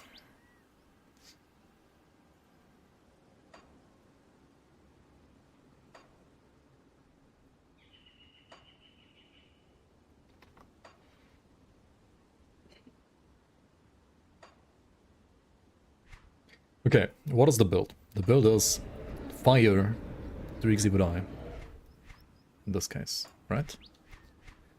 Yeah, so it uses 4-piece Ember's Calling, Blazeheart, Tome of Atonement for like full conversion and just like good stats to 3 Exhibit-I. Of course, the Combustion Band, because it's the best fire ring in the game, more or less. Also has casting speed and the resistance reduction proc, the combustion proc. Conduit of Eldritch Whispers to give you an additional 15% resistance reduction to Curse of Frailty. Gargable's Ring, because Gargable's Ring can be pretty juicy for fire builds too. Just like whatever good boots you have, right? Cinder Touch and Venom Skin leg wraps. These don't have fire damage, but they have Bloodburst points. And Vile Eruption points. And I guess because they have like +6 to these two, they are better than actual fire pants, which is interesting. And then also Crimson Lotus, because it's a good build for this build. And then Serenity. Would I need to craft Serenity again? Then we got Occultist. I mean, yeah. It's kind of interesting how like Solaris Witchfire is being maxed out nowadays, even on like non-attack speed builds, because you convert the Chaos to Fire on Bloodburst, and you also get a ton of DA now here, which you didn't in the past. It's pretty interesting. Oathkeeper side, well, rather minimal, more like a support class, just Celestial Presence and Divine Mandate maxed out. And Ascension, of course. And then mobility here and some defense here. Alright, cool. Devotion page. Phoenix, Hyrian. No Magi. Eldritch Fire, of course, that's a given. Chariot and Hyrian and Phoenix. And Crab is like quadruple tier 2s. And it's like quadruple, like not necessarily like super offensive, but more like hybrid offense-defense tier 2s. And then also Metal Storm, of course. Hang on, even Inspiration. And it has 1 point in Magi for 40% fire damage. What the hell? Not even bothering with Ulthuin's Torch or Ultos. Or like Blind Sage. Instead picking Bard's Harp and fucking Staff of Ratosh. Huh? What am I looking at? What is this build, dude? This is interesting. I mean, Staff of Ratosh gives you percent away, I guess, and like it has 50% fire damage here as well, with the all damage. That's wild. Okay, 3.5k away as a result. That is wild. 2-3 devotions in shambles. 30 to 31 SR, let's go. These nuts is very energy hungry, so no wonder he has Harp. I guess. Oh, look at this. We already defeated SR. We're already done. Oh, wait. Please, I'm too booming to like press all the buttons. Like, open all the chests. And the tier 2 greater tier 3. Yeah. Some of the tier 2s are like slightly overbuffed, you could argue. And then there's also stuff like flipping Leviathan still, which is... I don't know.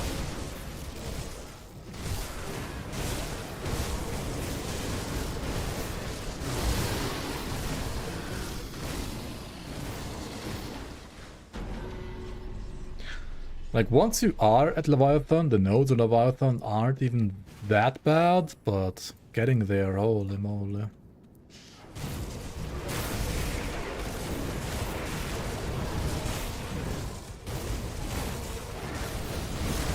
We know that Crate is not making new devotions for Fangs of Ossicorn. So, making new devotions for a new season would be something that we could potentially do, but it would be like a lot of fucking work, right? Like, holy, so much work. It would be interesting though, because it like shakes up the entire meta completely. But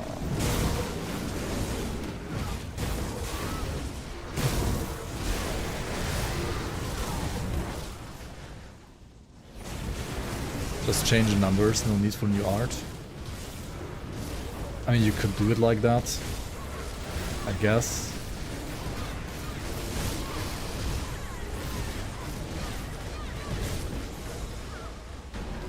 It would be a little boring, but I guess, yeah. Dawn's engine is the biggest dog shit there is with some of the UI art stuff, yeah. Yeah, it's all like hard-coded, basically, more or less. So unlucky. I mean, not everything, but almost everything is like hard-coded. Okay.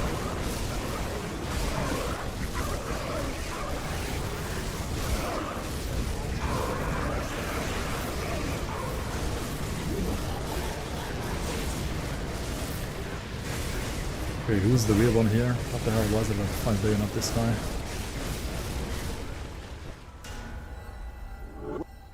I must delve deeper. Please make elemental damage a thing in the next season. I feel like elemental damage was like almost always a thing, and then it wasn't. Always like, always so close, and then not. Any tips of Outcast Secret? 200 Anasteria kills and 37 blue helmets. 200, huh? Okay, I can give you the number 1 pro tip, which is just get it.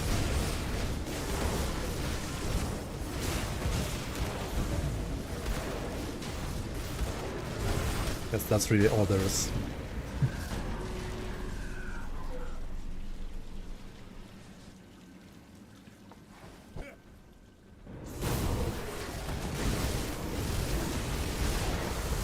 Okay, but like, is it like 200 kills after you were Nemesis with her? Like, only her Nemesis version can drop the helmet, but I guess you already know that.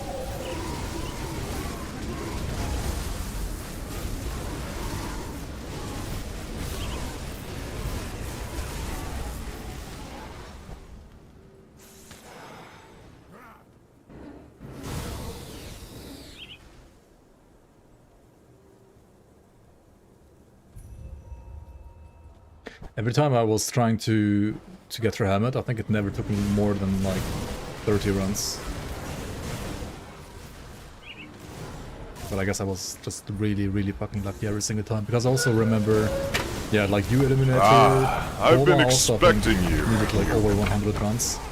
I think I always just got like really lucky. You got 200 pants in your GG stash.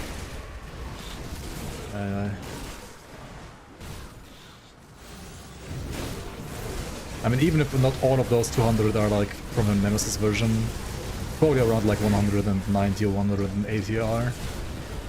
Because it's not taking that long to get her up to Nemesis status.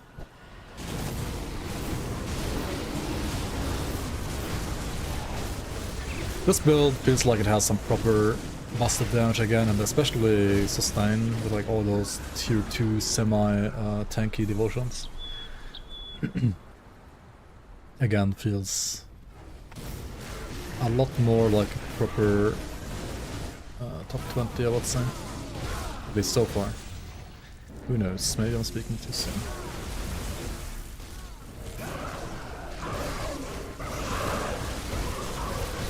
Oh my god, saving it. So this fucking humble snake. I wonder who procced the Serenity. That's probably Balderon or Fabius. I mean, with the like projectiles that you drop off DE, right? I think all of them can proc the retaliation lightning shotgun from Balderon. Yeah, Balderon hits hard, man. He is, not gonna lie, also from my experience, like one of the scariest enemies in Ascendant mode so far for me. He really is fucking scary.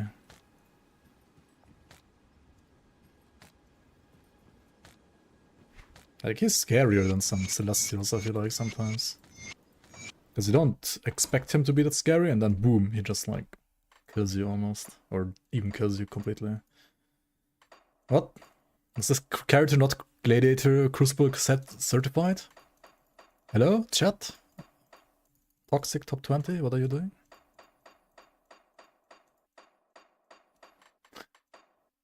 Why is there no Crucible on this character? The Chinese say the Chinese don't play Crucible or what? Wait, did you guys not play Crucible with us either? What? Just by a token from another character, I guess, yeah. What the fuck?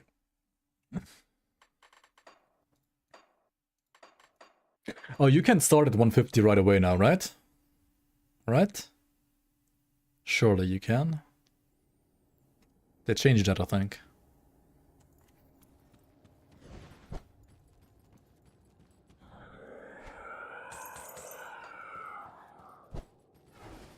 What is the laziest build in this game?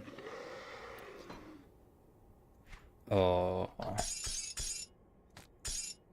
probably some pet build, or maybe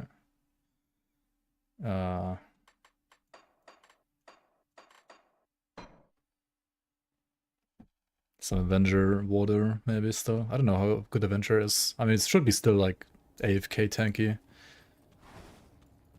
Retaliation Warlords, maybe. Yeah.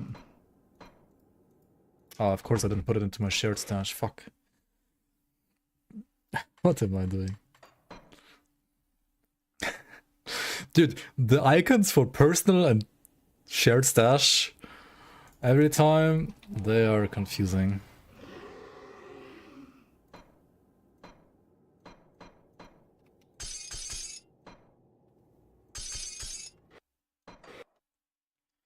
Like, when top left shows only one guy, you are in your shared stash, because clicking on the button with one guy switches it to personal, right? It doesn't show where you're currently in, it shows you where you would switch to. I guess it makes sense, but...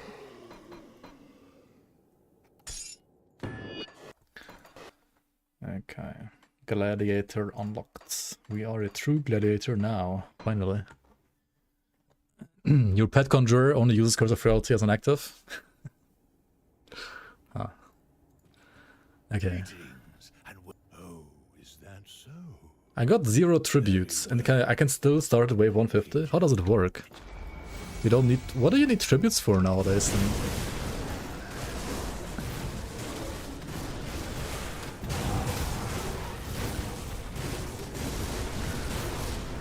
Just for, like, defenses and stuff. So I guess if you're playing naked, then... Yeah. And just play Crucible naked. Just play characters that can do naked Crucible. Then you don't have to worry about tribute mechanic ever again. You need tributes for low cards only fans. True.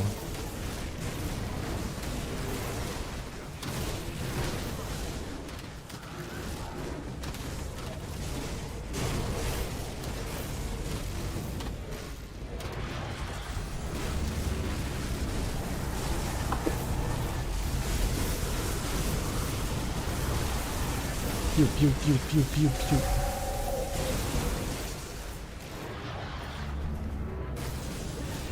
Is Streaks Evil getting a nerf? Who knows?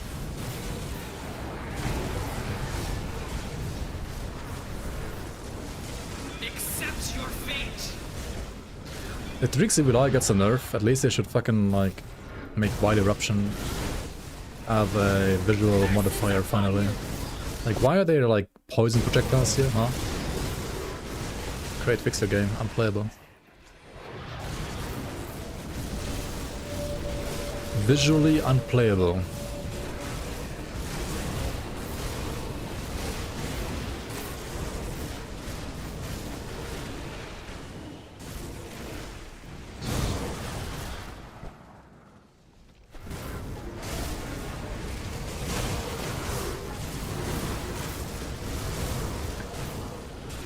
They hard-coded the model to be invisible. No, but it is visible.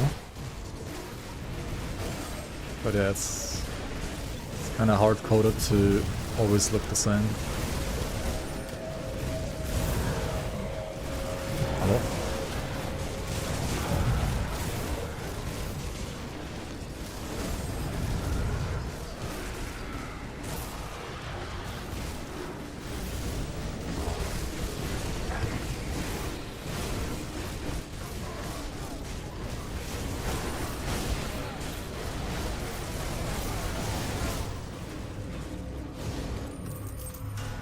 Go.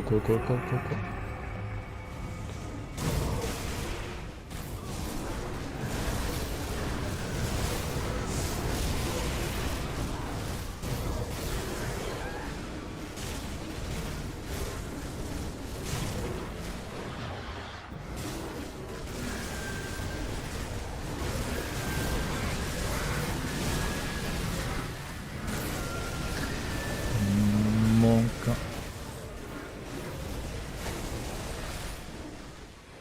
You can certainly like feel the difference between like some of these like top 20 builds and those like up in the top 10.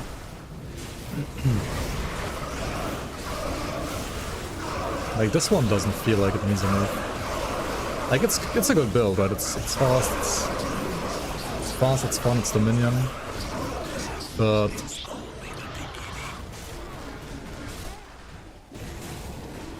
this is rank 17, I think, on the list. Rather low.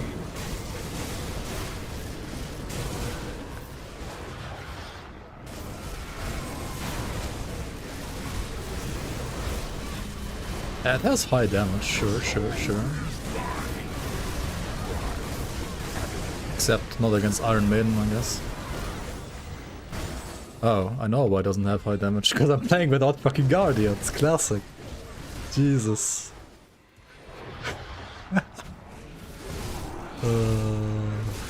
Scuffed performance.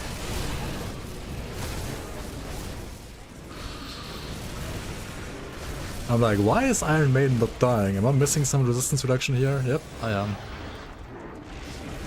Never beating the washed allegations. Dude, ever since they switched like buffs to be permanent, I never think about summoning anything ever again. And yeah, on some builds like this, it really shows. I should like put them fucking here, right? So I know on the first page that I need to press the button.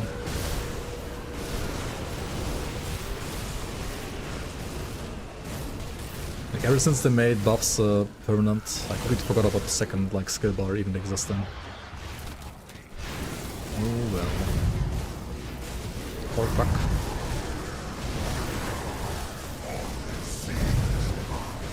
Where's Anasteria? Hold on a second. Doom. Oh no.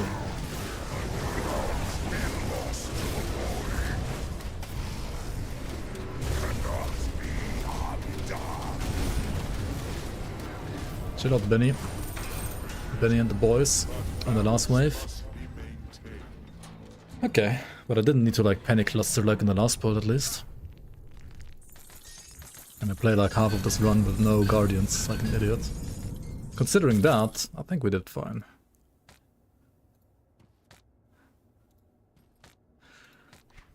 I've heard playtesters on Discord say that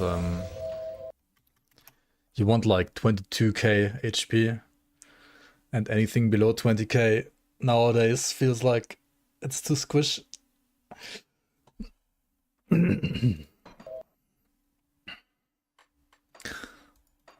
I don't necessarily fully agree, but yeah, I would say like around 20k is like kind of sweet nowadays. And below 15 HP is definitely like just dead.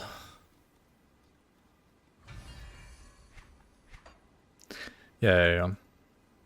Like with how physical resistance is handled nowadays and so on, you kind of want that much, yeah.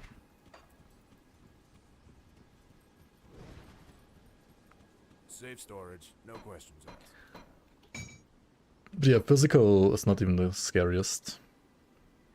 Is there no Celestial Essence on this build? Did the Chinese like not play the game other than SR?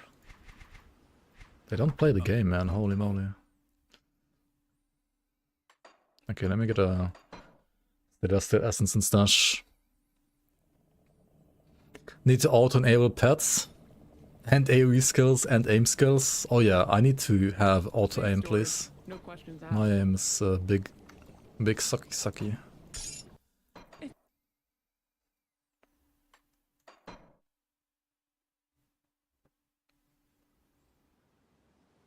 Lee thought this build is the real fraud. Yeah. Yeah. Got something you need stashed? I'll hold on to that for you. I can see that too, yeah. Like, this seems fine for like SR and for Crucible, but even there it's a little squishy sometimes. But it can't kite like the pet build against bosses now. I wonder. The Vitality Drixivali build was like the Rot Geist one, right? Was like way better than this. Or like, well, damage wise, not necessarily, but it felt like way tankier, I would say.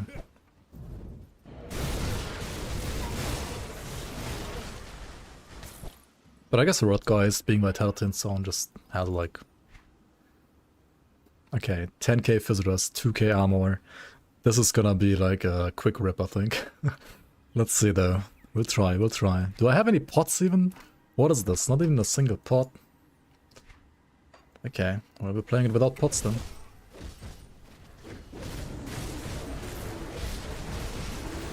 Oh boy.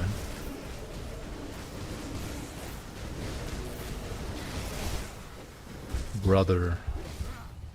What is this fraud? Holy. This one's easy, to just go next. Yeah. But it sucks, just go next. I mean, it's still range, right? Dude, I died to like one tornado. How?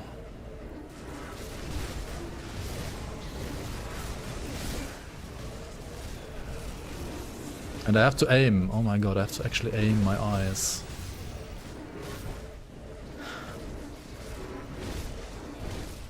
Dude, was I not pressing on the... on color? It felt like the eyes like shooting to the right for some reason there. Holy, chill out. I mean, you can do it, but... like, this feels no better than the... Vitality build, to be fair, like the pet build. The, like, pseudo-pet build.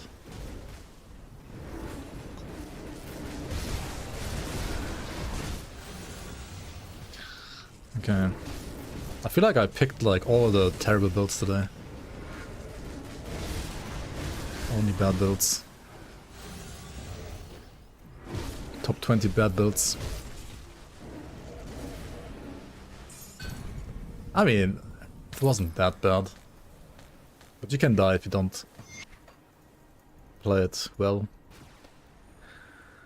In the bottom 20. Bottom of the barrel of the top 20. Use Bloodthirster, by the way. Yeah, true. Okay, Ravager though, right? It's easy with 10% Physiodust, I heard. Let's see. Brother, what? Oh, it's you. It is Ravager. massive bird who shall serve as he is brash and prone to... Top 20, and yet people haven't even tried any Superboss or what, on the save at least. Okay. I'm gonna reset real quick because you can fight him right away, of course, you can do that. But there's like a 50% chance you like click on the NPCs and then you're like stuck in a conversation mid-fight, and I don't want that to happen ever, right? Yo, welcome in Tyler, welcome. Hello. Do I have bleed overcap? I have 81% bleed res. It's not even maxed. To 83%. El Mao. I also only had like 82 pierce res against Kala with 0 overcap. I mean, who needs overcap, right? Who needs overcap? It's a Chinese save, they live in Shadowrun prison, Celestial don't exist. Like, I see that, yeah. They only play one game mode. Yearly rectal stream? It's already my second stream this year, what do you mean? I was gonna say almost like it's already like my second year to stream, but it is the second stream this year. So, what do you mean?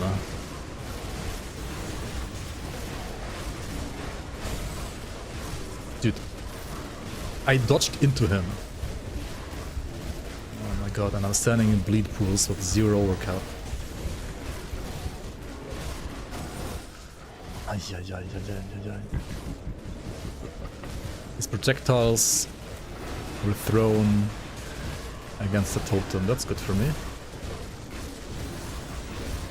Use Bloodthirster, they said.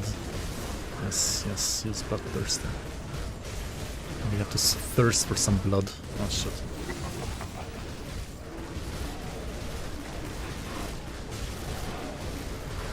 Oof. Come on.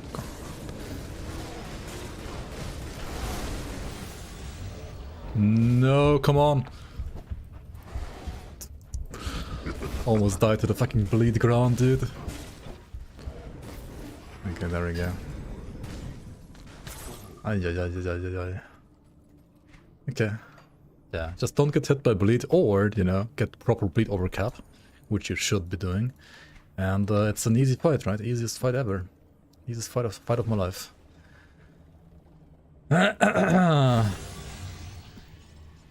Wanna see these builds against season bosses? Great. Okay.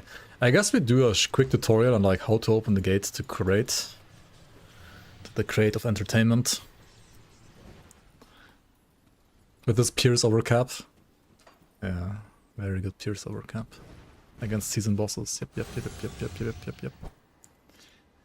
Let's see if I can still find all the chests here. Crate should be whatever on this. Well, Kala and Ravager was whatever, I guess, as well, for the Chinese, as well as Crucible. That doesn't mean that I'm not gonna do it. Wait, hang on, I need to go here. In worst case, you just click the cooldown point with Reek's Evil Nuts. Yeah, true. You could, but we're not gonna alter the build too much.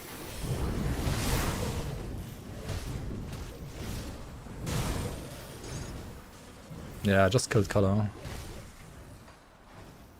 Yep, with this piercers. But it was kind of sketch. Very sketch, not gonna lie.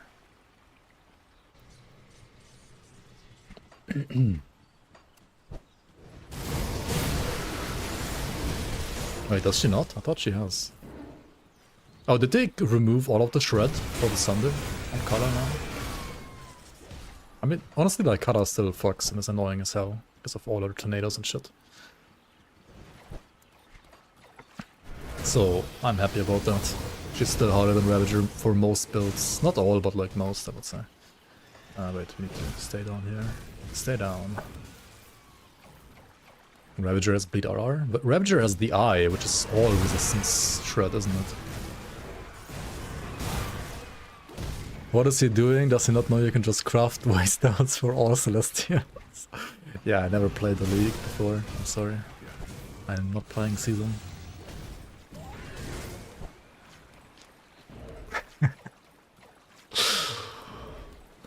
Dude. Vanilla Grandon, man. Spirch.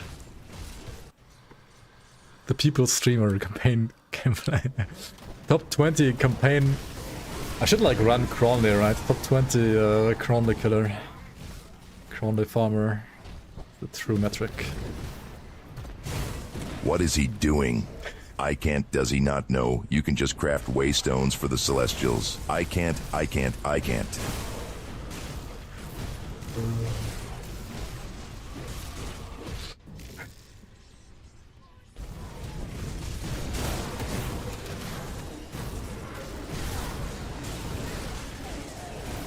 Dude, I miss playing the league, man.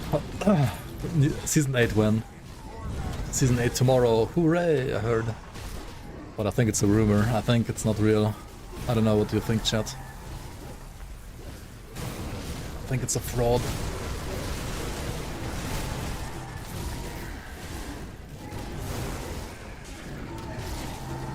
Oh no, that's too far. Season brand, yeah, true. People in chat are season pilled. Well, not everybody, but surely this year. I mean, of course this year. Definitely this year. 100% this year. Thanks of Ostacorn for Christmas 2026. Season 6 coming out December 31st this year. Wait, Season 6, Season 8. True and real. Next season is always on the day after tomorrow. Right?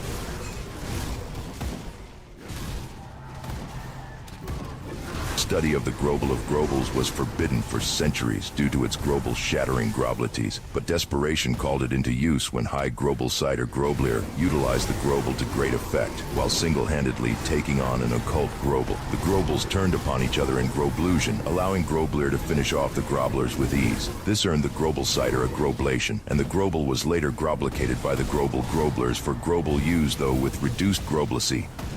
Obligated by the Grobler. Grobble on these nuts. We talked to Xantar yesterday, he said they hard-coded thanks of Astacorn Tech. Karn into the Epstein files, so gotta wait for those. Alright. Need to wait for Epstein files to be non-redacted, fully released. Before Fangs of Astacorn can be released. It's surely gonna be tomorrow then, right? Surely. Surely can't take that long to get unredacted files. The Mind Grobler.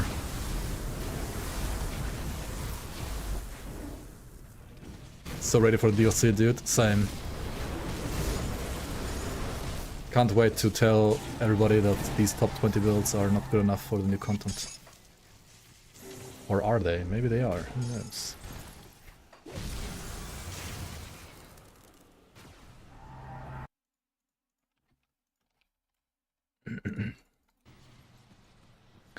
Chris Grobel and Mine Grobel, new Superboss. Yes. Coming out tomorrow. Upheaval Zerker. I'm actually testing with an Upheaval Zerker the new content. And I'm telling Xantar my build is terrible, please I need buffs. Every single time.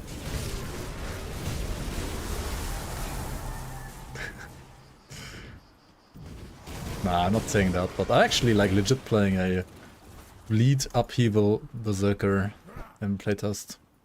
It's pretty good. Gallia est omnis divisa in partes tres, quarum unam incolunt Belgae, aliam Aquitani, tertiam qui ipsorum lingua Celtae, nostra Gallia pellantur. Hi omnes lingua institutis legibus inter se differunt. Gallos ab Aquitanis garunna flumen, ab Belgis matrona et sequana dividit. Orum omnium fortissimi sunt Belgae, propterea quoda cultuat che humanitate provinciae longissima sunt minimeque a Deos mercatores saepe commeantatque quae ad effeminandos animos pertinent, important proximic. Yes, no translate please, John Bourbon.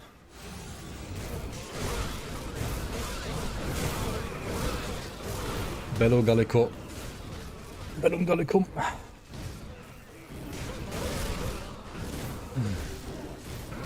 Are HP maxing reliable strategies? Or does it not? Wait, holy shit, I need to actually pay attention real quick. Amen.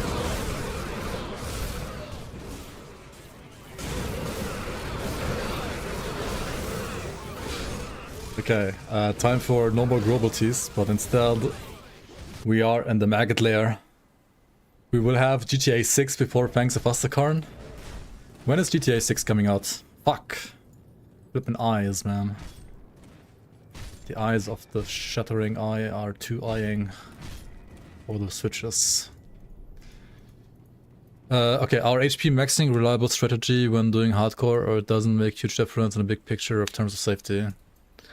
I mean, you need damage, right? Otherwise stuff is gonna kill you at some point. Like, some enemies can like deal a lot of damage per second to you. And if you don't sustain your HP, I mean, you can, I guess, like, go Hello, big my name is regen John tank. Bourbon, and this is my favorite shop on the Citadel. Like, that's fine. But, okay, unsummon guardians, and I think we can not trigger these guys, right? And the maggots. In before some YouTube comment incoming, this noob streamer doesn't even have all blueprints. What the fuck? Does he even play the game?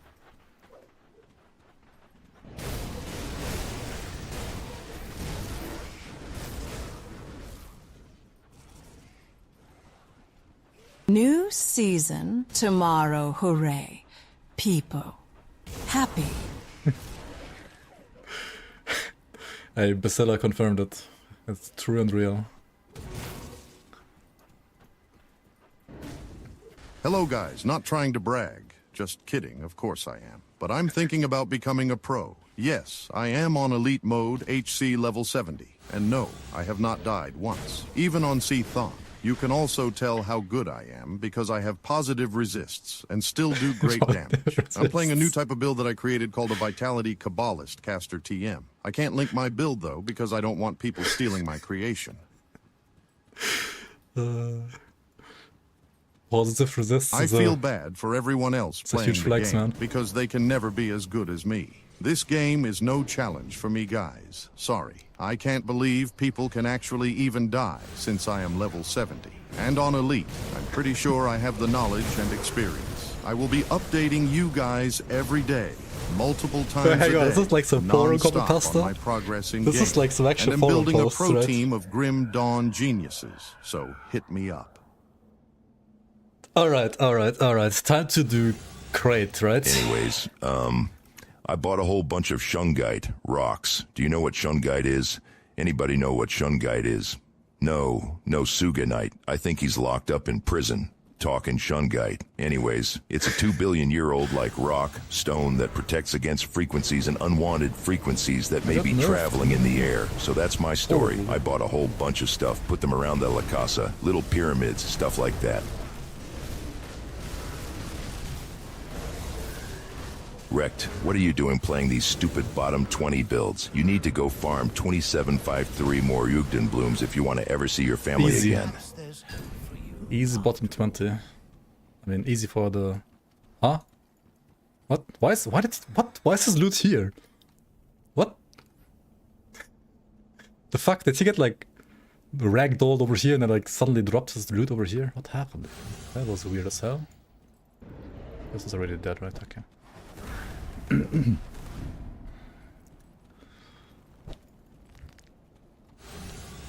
Yes, mommy, I need to farm more Ugden blooms. Yes, dear. Alright, Mr. 3, aka Amber's Calling, Sentinel, Reeks Evil Eye, Fire Reeks Evil Eye build. Number 17 on the top 20. Made by... How did you put these TTS characters to your Twitch? Nice. Nakayama. Nah, I don't know, some Chinese dude with like middle mountain and then what's the last symbol? I don't know. Pig or something like that? No, it's not pig.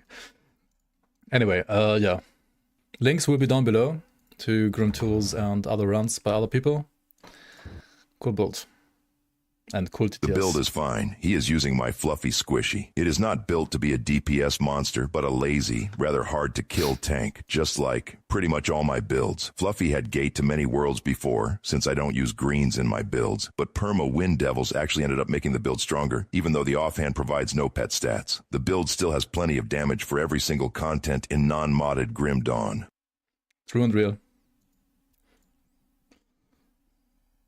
In 1989, a Japanese professor who teaches in the University of Tokyo named Rantaro Futanari found a loophole in the Japanese economy. Thankfully, I already just stopped the Professor recording. Futanari found a way to legally counterfeit money without any repercussions. Professor Futanari still does this and is a well-known billionaire. Want to find out how he does it? Just search for Futanari inflation in Google Images. Yeah, don't do that.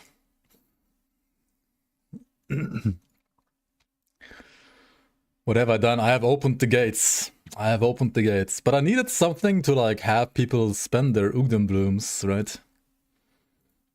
Their channel points, and I think this is a pretty good application. How did I add the voice lines, or like the voices? So on Tangia, right, you can do like a couple of like there's like pre-made voices, like AI voices, and then you can also like, I think you can do 2 for free per account. So I trained the AI using the in-game voice lines from John Bourbon, Basilla, who else is there? John Bourbon, and so on.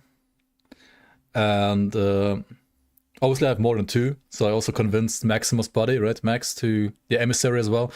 I also convinced Max to do the same, or like, well, I just sent him the files and then told him what to do, and then he did it, and then he shared his custom AIs with me, and I shared mine with him. So yeah. Why no Ulgrim? We can do Ulgrim too, I guess. I didn't know like how popular this is gonna be at first, so. Because of me, the RAM costs gazillion million monies. Exactly. And every time you use it, it's going up in price. Alright, next up, we have another build from the top 20 list, this time even in the top 10. The Pierce Bleed Phantasmal Blades Witch Hunter. Okay, so this is gonna be an interesting build. Let's check it out. It's another like cunning stack 4 KOA build, if I would have to guess. Yeah, almost 4 KOA. Actually, it should be 4 KOA when I... Fuck yay, let's pump those rookie prices up. Those RAM prices are getting pumped up every time people are sending TTS, indeed. Okay, yeah, we've got 4,097 OA now, with like both the buffs up. Other than that, the build is... you spam Phantasmal Blades. I don't know why they're purple. Because of this? Wait, does this still convert them to be purple even though they removed the conversion? Nani the fuck?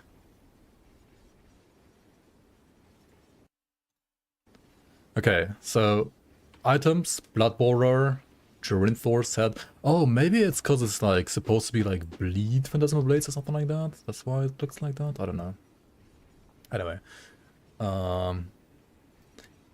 Magnificent's trench coat. Wait, what the fuck? This item? It's a blue outside of the league without like flippin' affixes, without like corruptions. A blue? Blue items exist?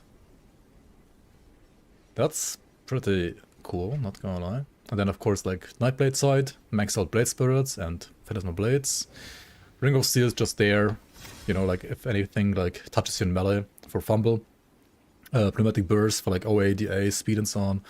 Night's Chill, sure. Anatomy of Murder only at 12 points. So you could get like even more cunning if you pump this higher. Instead the build has like Second Right and Solar's Witchfire maxed because I believe you are converting on 1.06.0, Face Roll, Ether, Battle Mage, and Death Knight. Chaos No and MI, whatever S&B, Pierce. CDR, 25 mirrors and Gladiator. Crucible Guide. The hardest game content by far is Gladiator Crucible. It is also very rewarding. For 100 to 150 waves of Gladiator Crucible, you get 8 legendaries and other stuff, including rare MI items. These are This the devotions. takes less than 25 mine for this build. And how much legendaries do you farm in the campaign in 25 mine? 1 or 2, if lucky. If lucky. How many in Ascendant mode though? We'll see. Or, like, I don't know, like the best build, if you have, like, no brain as Force Wave Soldier for starters. True and real. Creed knows what's up. Alright. We looked at the build. Let's stop messing around here. Cheers for him in Goblin D's nuts. And we can start a 30 to 31 SR run to gauge the performance of this build. Gauge, whatever.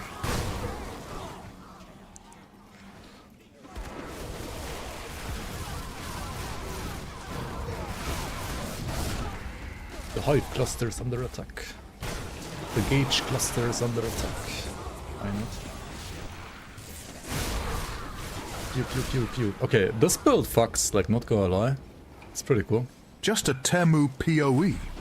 So this is just Temu PoE. Haven't found anything unique about this game. Feels like it just copies every system from different games. Okay, that's insane damage, not gonna lie. Oh, how much OA does this has? This one does has 4.2 KOA with like Procarinos. 4,000 without procs.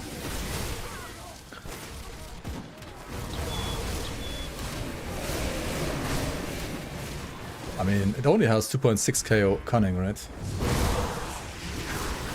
We can get more.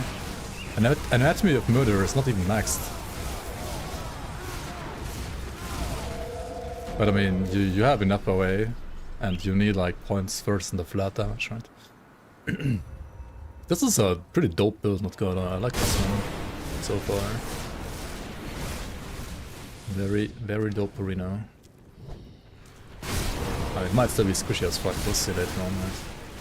But so far, pretty cool. Pretty insane damage.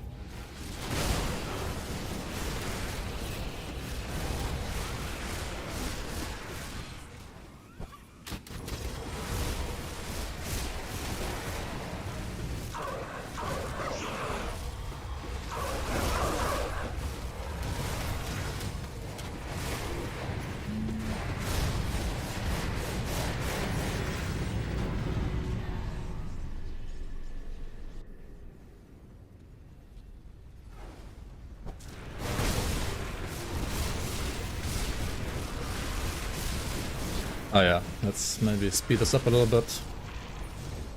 Hello. Ooh, Valderan. Juicy Valderan, once again. Curses upon you and your whole family. She did not. Xantai. Who does he think he is? Quote from his forum on their website. Xantai. I guess we should postpone the playtest to the 25th to commemorate the occasion. It's time to throw slippers in the direction of Xantai. Yeah, to commemorate the 10-year anniversary of Grim Dawn. Man, I'm kind of sad they didn't like hit the mark of like actually releasing their expansion on it for a 10-year anniversary. That would have been dope. But like, there's no way. I mean, maybe hidden like Shadow Drop, who knows? But I doubt it.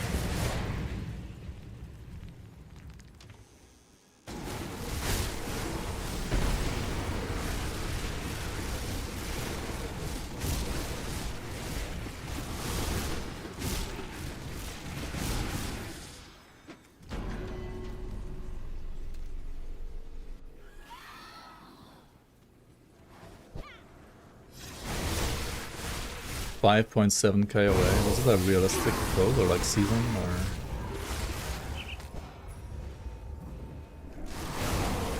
This build was pretty darn cool, not gonna lie. Me gusta.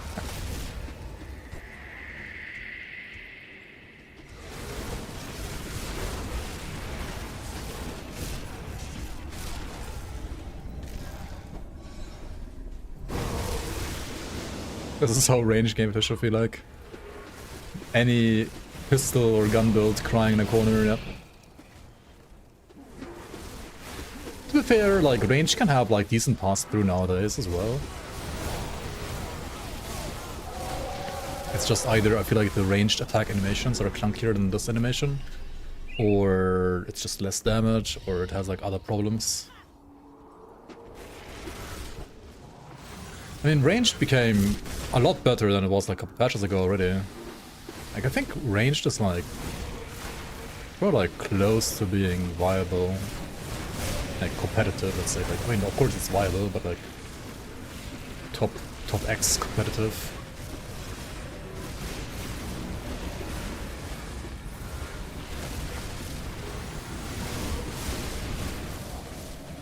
Yikes, yikes, yikes.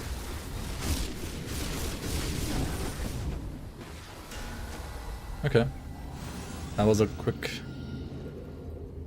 and nice run, not gonna lie. You have passed through on a single weapon pool skill.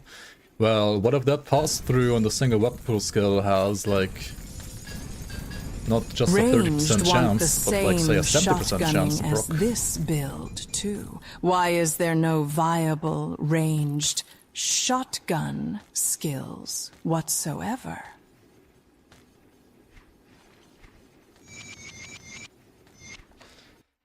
What do I mean? What does he mean? Shotgun? Storm spread?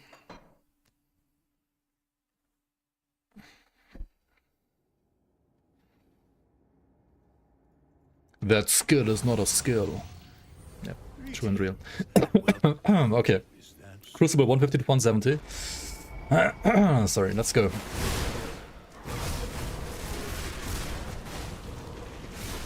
Storm spread D's nuts on your face.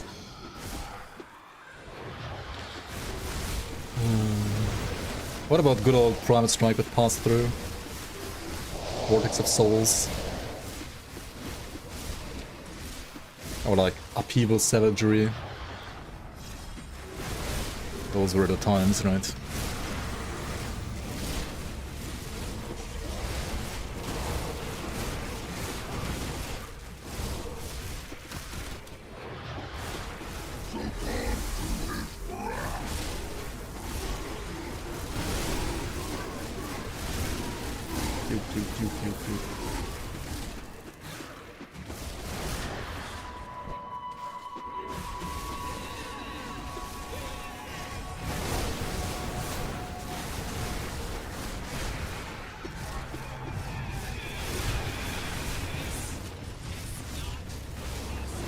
You wasted your last weekend playing Upheaval builds.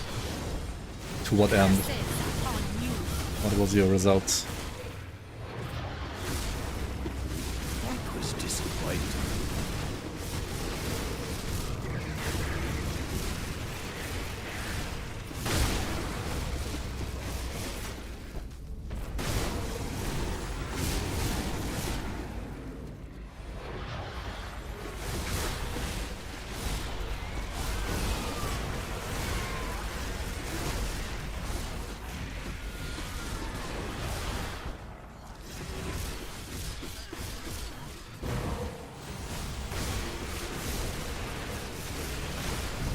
Its description might get my Twitch banned.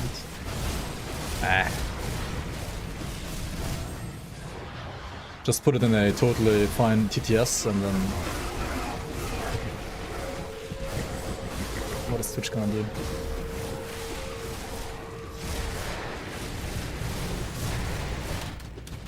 Actually, I don't know, like, how good the filters are.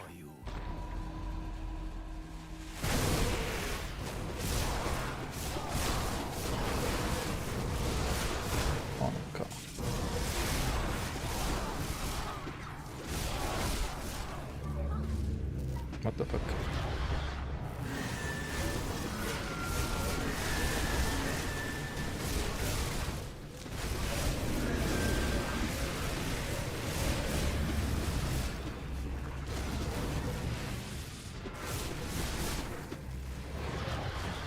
Not focusing gears at the start of the wave. I know, washed up casual. Washed up casual.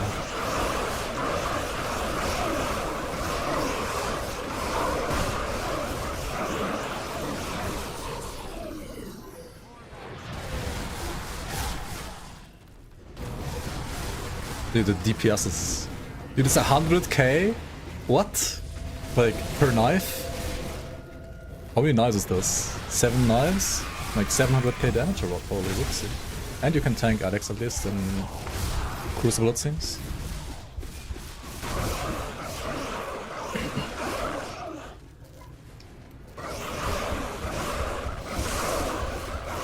Valderin is like so fucking scary, like he's legit like... I feel like on most builds, like the scariest nemesis right now for me.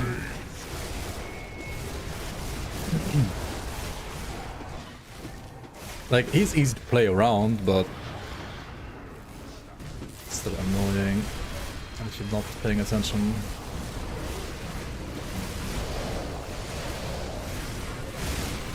Very rippy.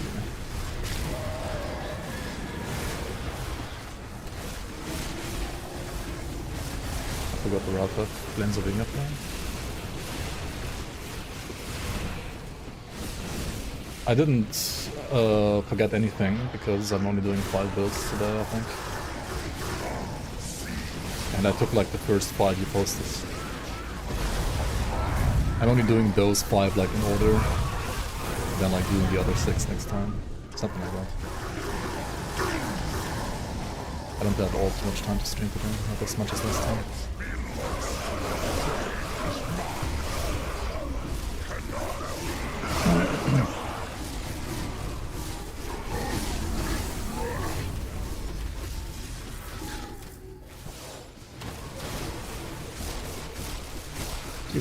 Pew, pew. Okay, very smooth, very fast, 170, not gonna lie. Pretty nice, pretty nice, pretty nice, pretty nice. It's lower ranked, I know, but I really like did a rank 2 build as well on stream already, so...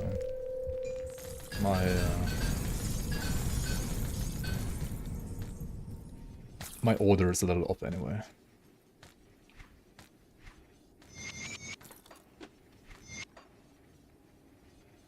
Ta-da! 8 legendaries, many MIs. Yep. What was the rank 2 build? Is there any ranged build among top 20? You're looking at one right now. It has a pistol in his hand, right? Totally a ranged build. Alright, time for bosses.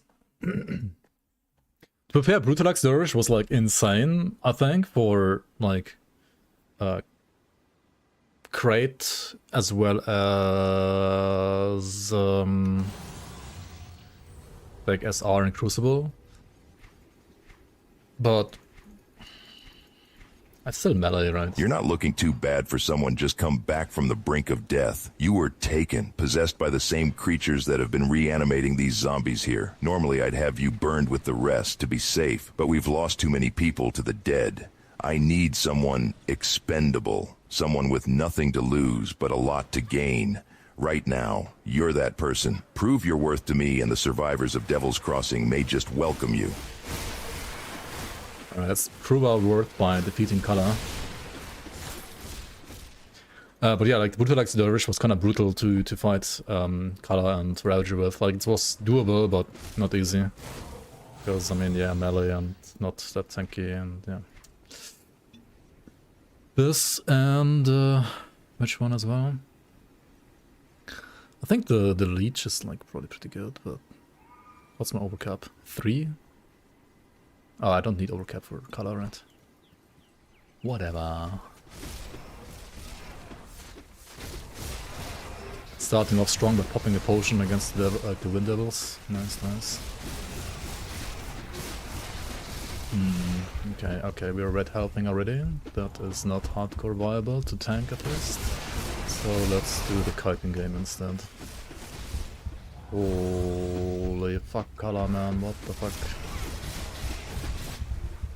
Brother, the fucking tornado spawned in my ass and almost killed me. What is this?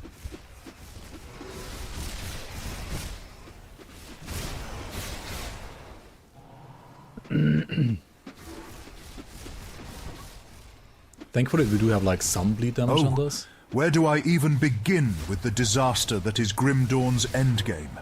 It's like a labyrinth of frustration and disappointment, where progress feels less like a reward and more like a punishment for daring to play.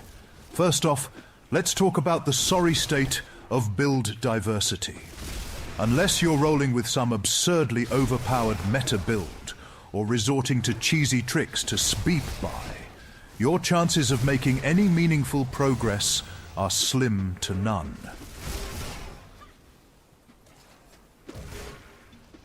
It's as if the game punishes you for not adhering to the flavor of the month, forcing you into a never-ending cycle of re-rolls and respects just to keep up. And don't even get me started on the Shattered Realm. What a hot mess of random nonsense. It's like playing roulette with your sanity, hoping against hope that you don't get screwed over by some arbitrary combination of modifiers and monster spawns. Yikes!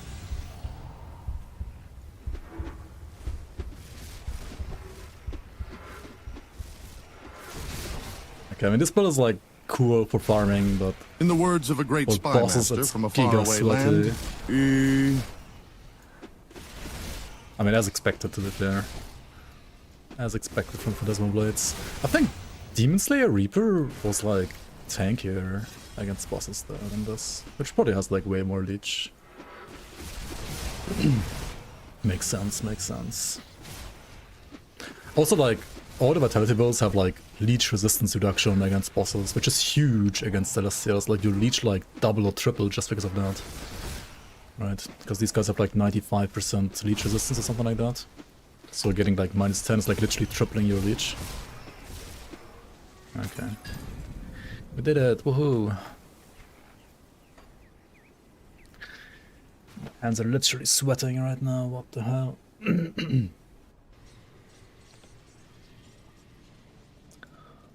Creed's doesn't hold a candle to Lusty Pox. Yeah, true. But which mastery combination would I consider best for support? Maybe like Deceiver. I mean, depends what you're playing, but Occultist is a great support mastery. Inquisitor is a great one. Shaman is pretty decent too.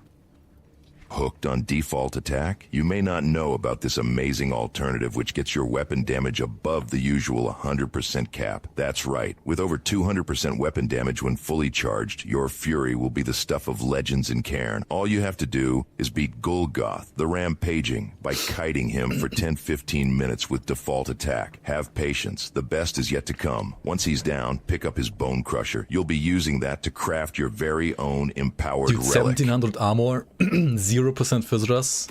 Well, that's 5. But Let's talk only about has... Sunder, shall we?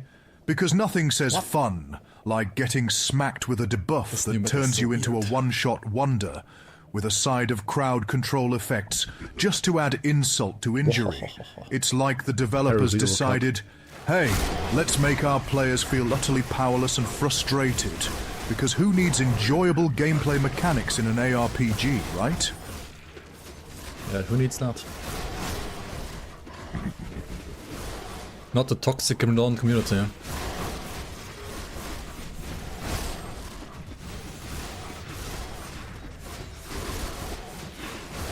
The damage is through the fucking roof, or through the canopy here, rather, on this map, I should say. What? What?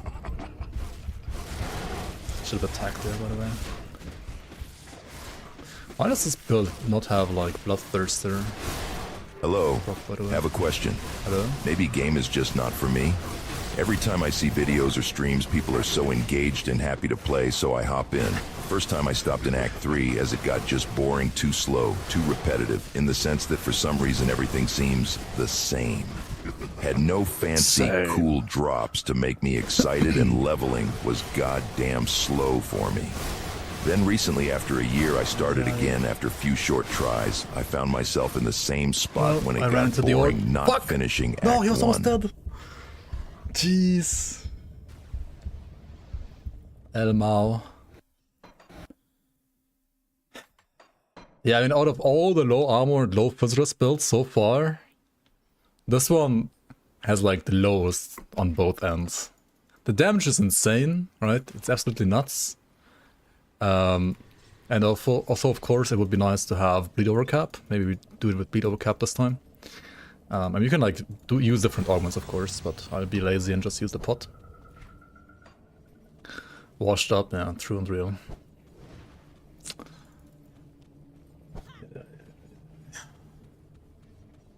Maybe 1 point in Blade Barrier. Blade Barrier is like kind of weird skill, I don't know. You can. I think on hardcore, like 1 point in Blade Barrier, it's not the worst. Oops. Okay, that was truly washed up. Holy shit. Okay, let's focus. Ay.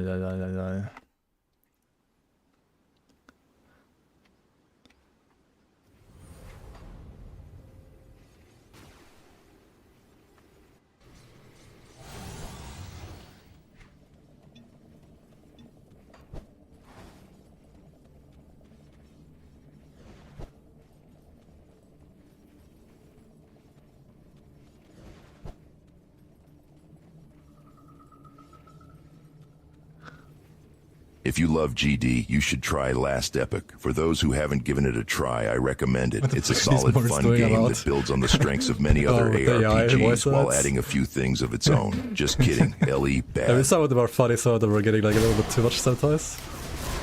Always depends. I mean, so far I'm not limiting them too much, but maybe at some point I will have to. We'll see. Or like make them more expensive. Depends how popular they become.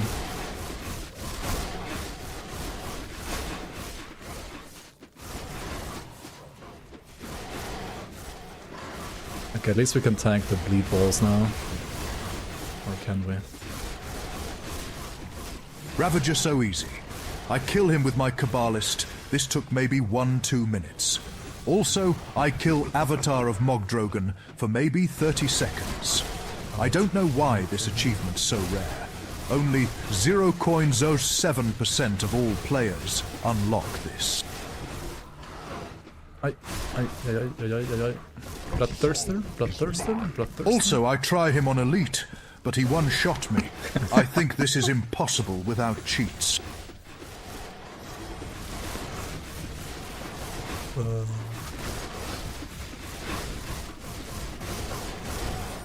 No. Easy.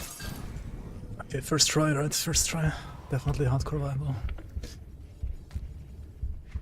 I mean, yeah, like it can do it, right? Surely.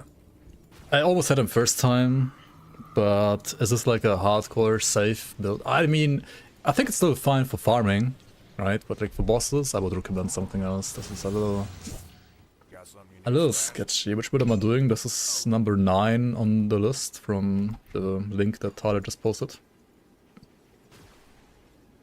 How is this one called? This one is called Pierce, Bleed, Phantasmal Blades. Witch Hunter? Witch Hunter. Kind of funny, it's like occultist secondary. Are there any Inquisitors in the top 20, by the way? Like, is there a single Inquisitor in top 20? Not a hardcore build for sure, yeah. I mean, for farming you could play it as an hardcore, but not for bossing around. Oh, the Purifier,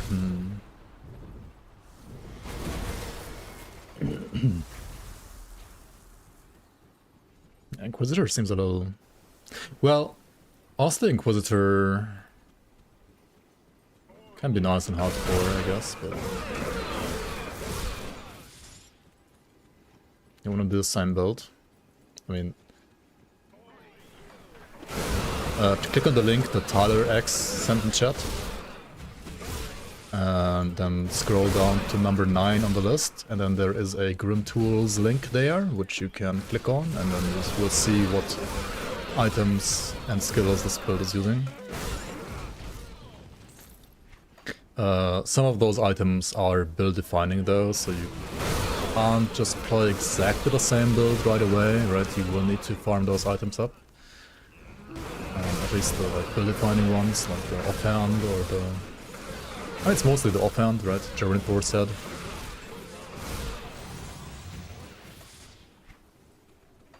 I think the weapons... well, obviously great, but not necessarily build defining.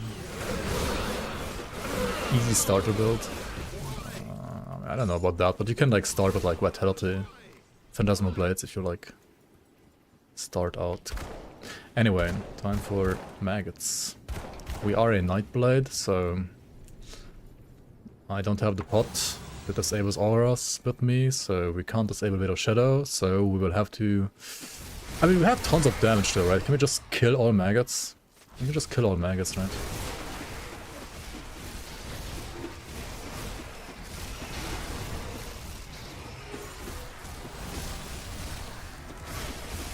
Yeah, look at the sot damage against maggots. What the hell, man?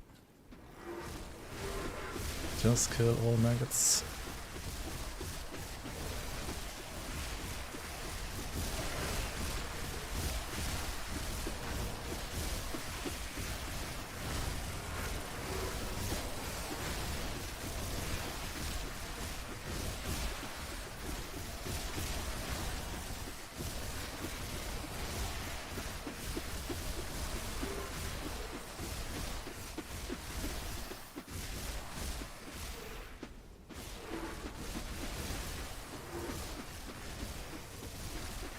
How do you get here? It's a secret. Don't tell anybody.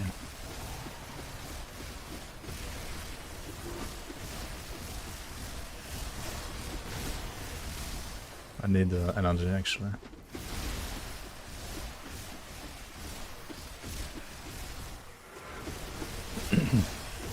Nah, this is the part of the Forgotten Gods questline.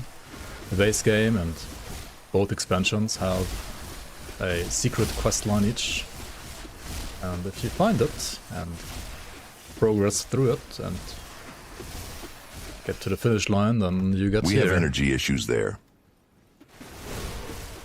Okay, I found the right nugget. Energy issues here indeed. Ah shit, no, this is not good. Let's go this way. By the way, if you're wondering why I'm like trying to hold my distance from these guys, if they hit you in melee, they pretty much one-shot you, that's why you don't want to get hit. Phantasmal Blades sound effect sounds like you're just wanking. Isn't that perfect then?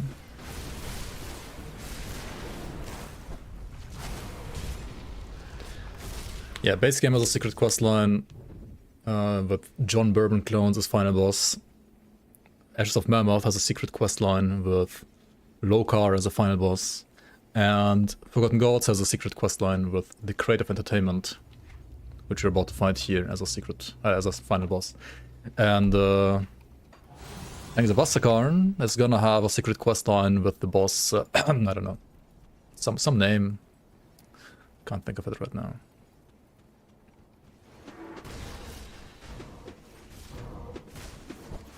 Okay, let's put him out maybe first.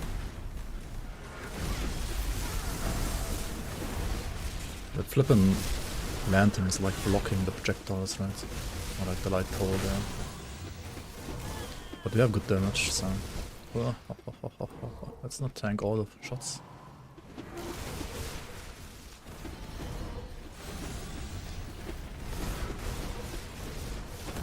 Okay, holy shit. I just clicked outside of my game because I was getting stunned so much. Yikes. That's interesting. The spell is not that great for crate. Why?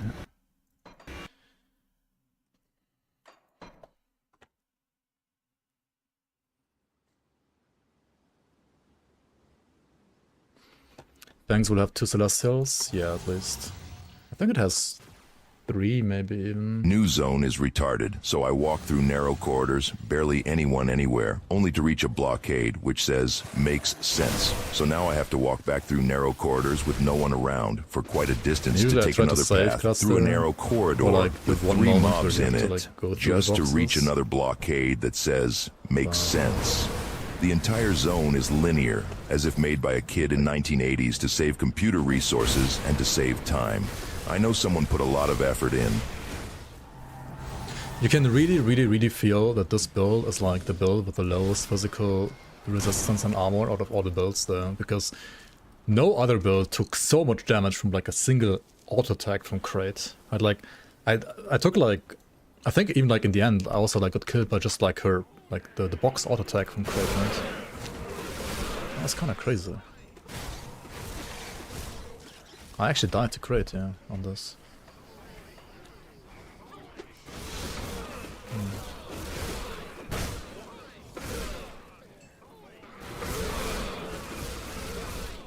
I mean, I had no issues on like some other builds, but yeah, this one, weird. Maybe I'm just washed.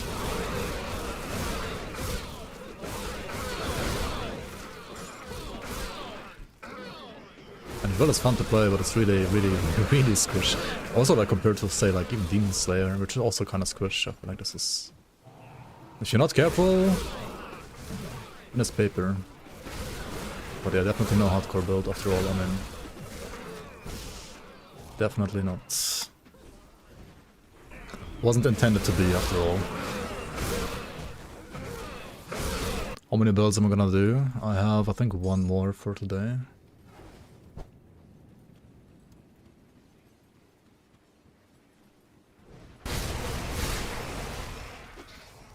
He's here, hide your builds. Exclamation point madly.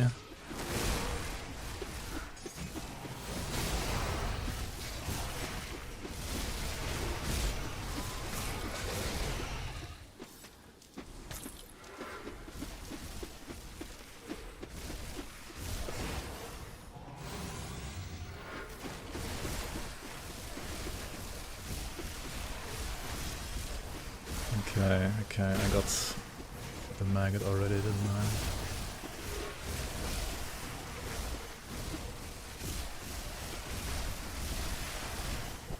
Nope.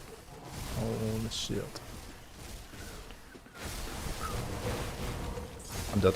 Never mind. Okay, never mind. Might even kill maggots. It's fun, it's fast. Very fast.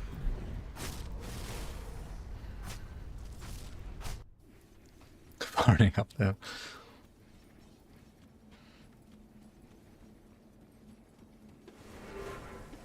I try to not die, okay? Just because it's a soft core.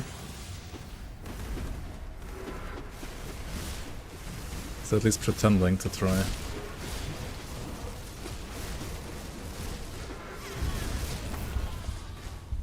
I was... Oh! I pressed cluster, but I don't have cluster my bar. Fuck. Jesus.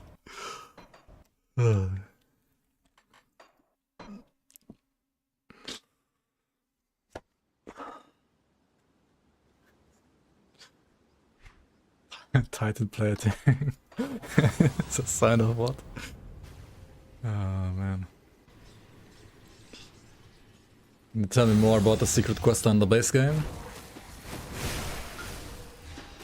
Wait, where does it start?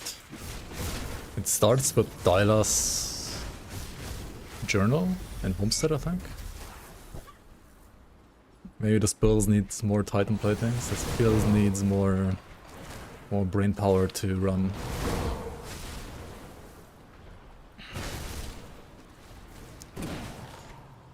Kinda like waiting for the big leech button here. Wait, mark of 3, rare component. Why the fuck? Is this your flat RR in this build? Why is there mark of 3? I mean, they changed it to a proc, but like... What?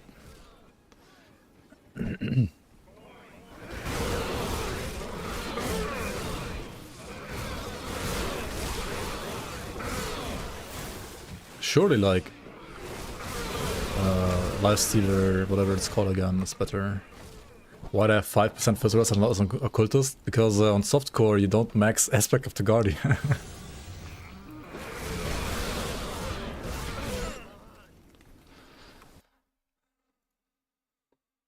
Hang on.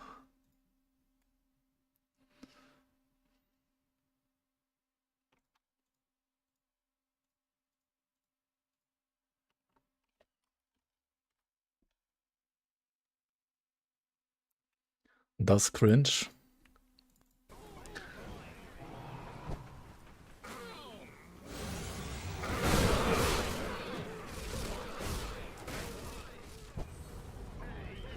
Titan, plating, an incredibly thick armor plate. The full set must have weighed more than any normal man could ever bear and still be able to move, used in chest and head armor.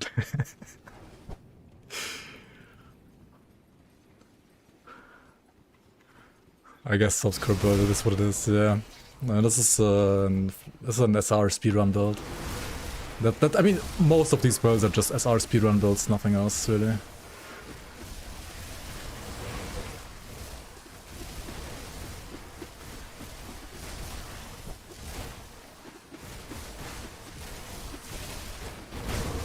Fuck. Okay.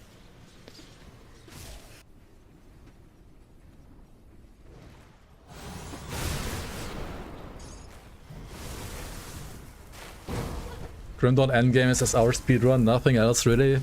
Boy, I feel so sorry for people that only play vanilla Grim Dawn sometimes.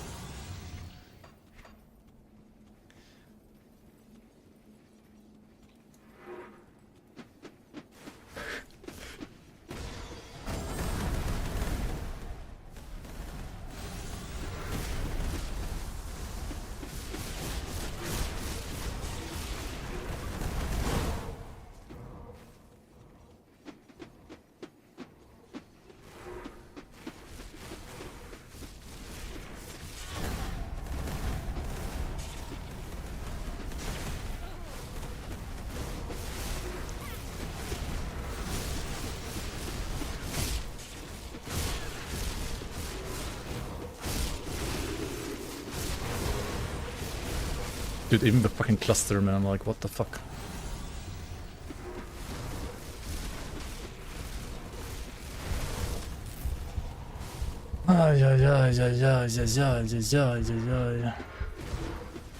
This thing is like, you need to like shotgun and melee, right? Kinda, to get actual good damage out. It's so sketchy.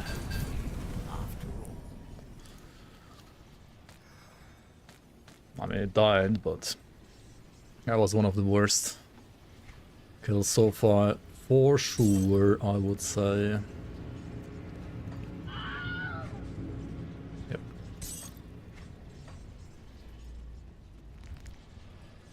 First try, yeah, okay. Anyway, if you are looking for a softcore zoomer and you want to play like Phantasmal Blades or you want to play, I mean, it's still fine for like SR farming, honestly, right? That's fine for that. Fine for the one and only true endgame, I guess, of Grim Dawn. This was the Pierce Phantasmal Blades Witch Hunter by No Fika for you. Links down below. Enjoy. It's a Cronley farmer. A Cronley SR farmer. Alright, coming up next, number 5 on the list, a build that I've been really looking forward to play. It's gonna be the last build I'm gonna check out today. The rest I'm gonna check out next stream. Is the Hellborn Retaliation Damage Added to Attack Grenado Shieldbreaker. Made by Banana Peel. It has, I don't even know how much rata, but like a fuck ton of rata to Grenado. So Grenado itself, right, got like slightly overbuffed, maybe 50% on Shattering Blast, and then the items add another 40% retaliation damage to this thing, and this thing has like 1.5 second cooldown and can reset. So you have like almost 100% rata on like a low cooldown. And you also have Canister Bomb, which can have up to 10 fragments, which also has, I believe, 18% rata. So it has a higher cooldown, but if all 10 fragments shotgun, right, you have like 180% rata there. And then you also got some crit damage, I guess, from the crit damage exclusive. Where is it? 48% crit damage. Also built-in crit damage. 100% crit damage and Shattering Blast. Just like that, 100% crit damage, yep. Yeah, I mean, it's a build. This is gonna be fun, I think. This is gonna be very fun. Okay, let me just assign the stuff real quick to where I want it to be. Let's assign the cluster right away, so I don't forget it this time, right? Let's put like wires here, why not, I guess. Will of the Fallen Kings. Hold on, that's a Rata thing, right? So it actually can be pressed for damage. The Shattered Realm. The Shattered Realm can wait for a little bit, as we just glance over the items, right? You have Hellborn, Mask of Infernal Truth. These, I would say, are more or less like the core of the build, right? And then you have some other stuff like Vigazor's Heart, Creeping Rings, Dawnshard Hauberk, Divine Steel Shoulder Guard, Plague Grips, Stormbearers, Ozin's Torment, Blue Anchorite Leg Armor, interesting, Ozin's Pyroclasm, and Kaim's Badge of Attack. Rata Devotions with Fire, Resistance Crit and Eldritch Fire, even has Hydra, even though Hydra has no Rata. Oh, okay, that's interesting. Kraken has Rata though. Messenger of War, uncompleted, interesting, and then like a couple more Rata builds. I mean, Devotions down here, even Fetid Pool, what the hell? Phoenix Fire, Behemoth, Hyrion's Glare, Harp, Roan's Crown. These are like very interesting devotions that you don't usually see that often either. But I mean, devotions enough for a top 5 build apparently, so how bad can it be? How far? Also, Oathkeeper side is just like filler, retribution. Actually maxed out filler though. And some retail stuff, and yeah. Ascension also maxed for absorbent retail and Celestial Presence with fire resistance shred, of course. Does this build have Thermite Mines? Of course it does, right? Because you are a fire build and you need Demo's fire shred, so it does need to use that. But I mean, I'm only gonna press it against bosses, really, let's be real.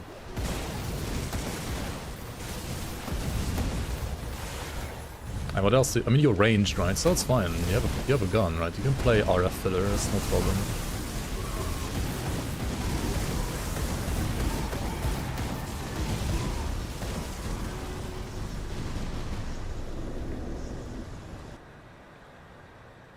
Here you go, yeah. This build is using a gun, right? It's a ranged build, confirmed.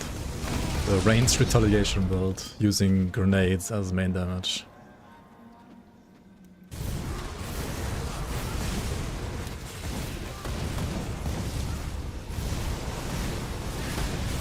You gain anything from it? I mean, you gain valuable seconds in the Crucible and the Shattered Realm, don't you? So...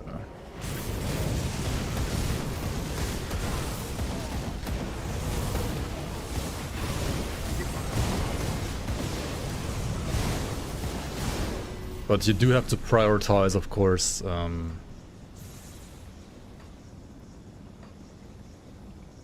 your...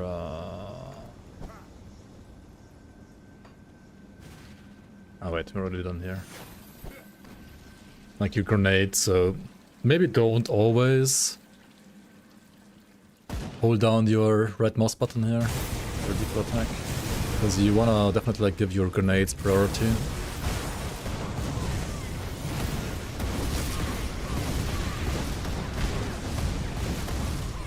She's like super fire resistant.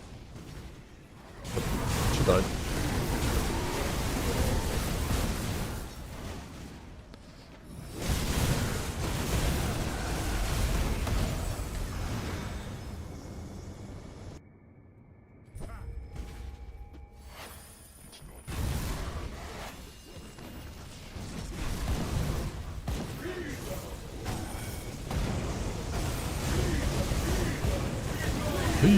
Heathen.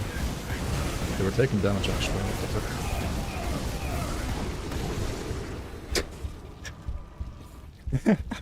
Okay, hang on. That was unlucky. Because I didn't dodge. Let me actually rerun this. Yikes. I was being way too greedy there.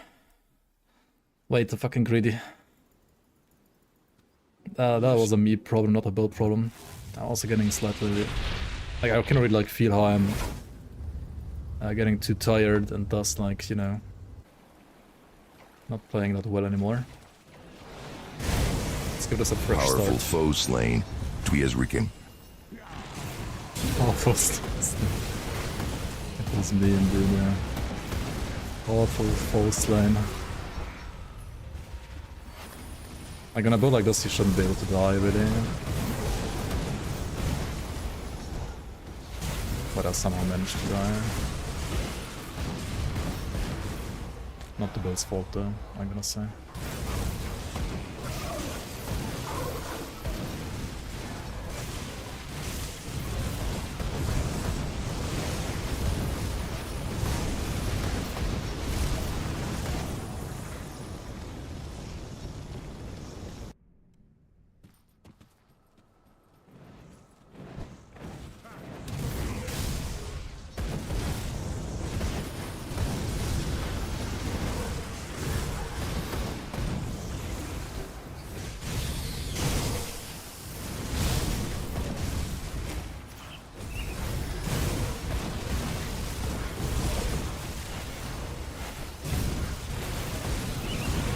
Brother, may I have new season?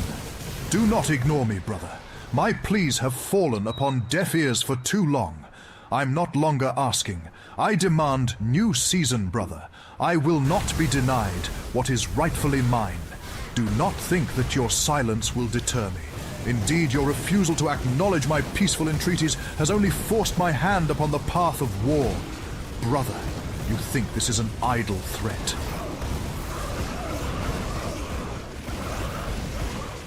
Secure in your own might, you hoard all new seasonal content that I deserve and think yourself immune to the sword of justice. Well, I have strength of my own, brother, and you have grown soft in your complacency. Why, brother? What madness compels you to forsake our bond so? The coming bloodshed can be avoided if you simply do as the love in your heart should command.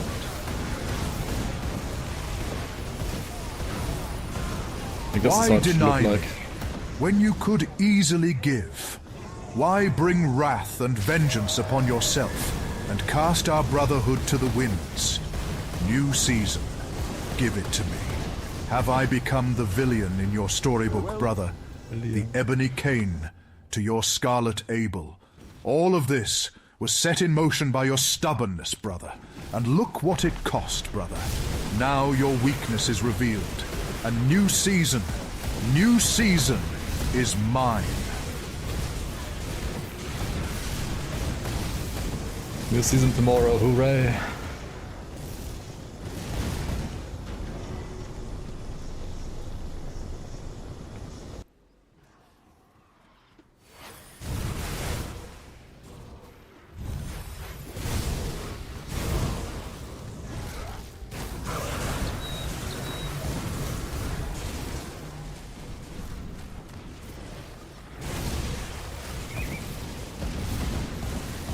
Absolute cinema.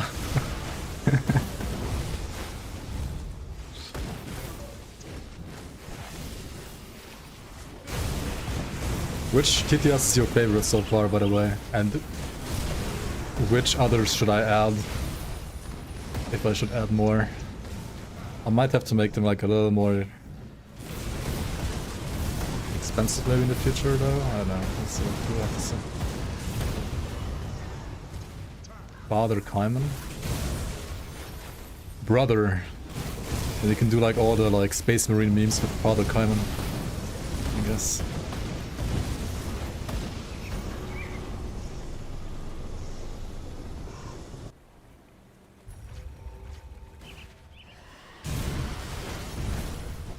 And Asteria I think only has like one single voice line at the start. It's not enough. I think. The train.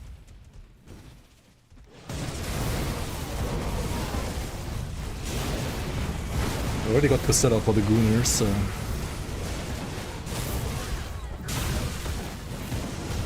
I'm serious the best of you. Yeah, Emissary is pretty good.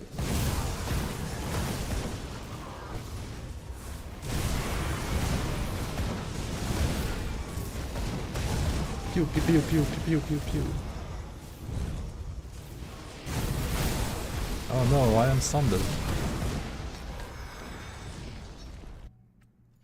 Any hardcore viable builds yet? I would say this one is.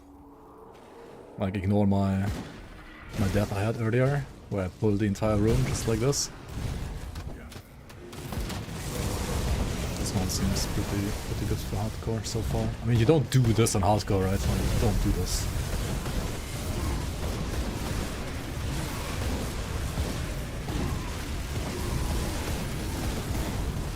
There's like no reason for you to ever do this on hardcore.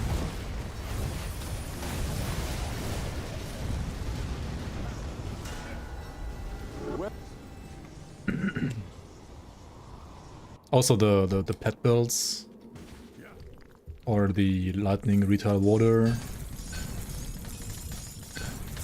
or the dark one sigil build actually as well, I would say, for example.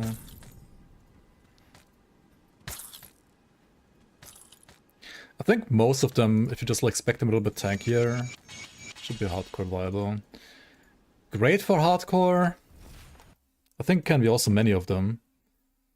Maybe not the last Phantasmal Blades build. That was like kind of sketch. It's insane damage and tons of fun to play, but it's really kind of sketch. So there's another Chinese builder. What? He doesn't have Gladiator unlocked here.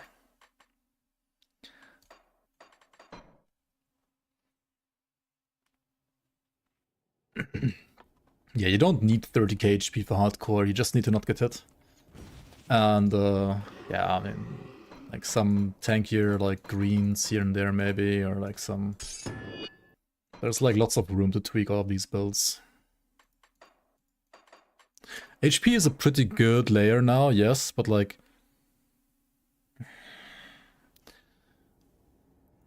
Leech is more effective when you have less HP, technically, while having like the same effective HP, right? But it doesn't always work like that.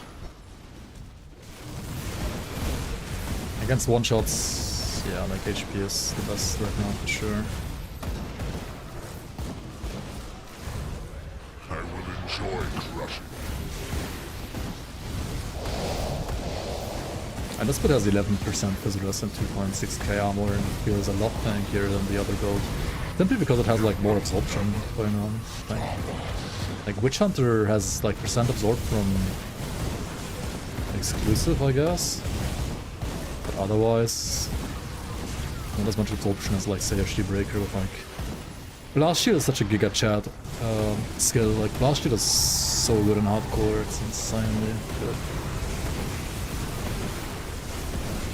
The max rest, the absorb, Blast Shield is insane for HC.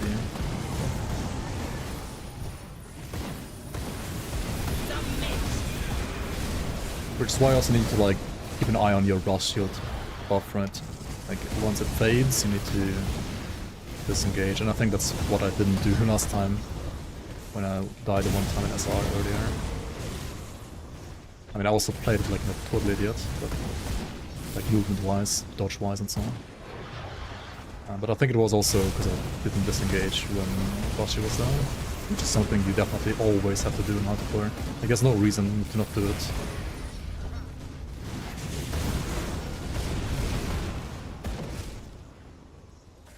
Kraid is not a real boss.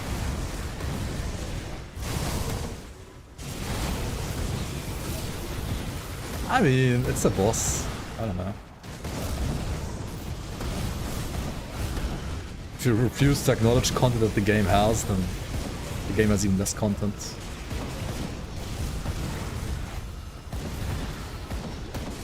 And like, yes, SR is the most important content, of course, because it's like the best for farming, and ultimately that's what you do the most. But being able to like do all bosses is also kind of cool. And I mean, it is like part of the challenge, at least, that you do at least once.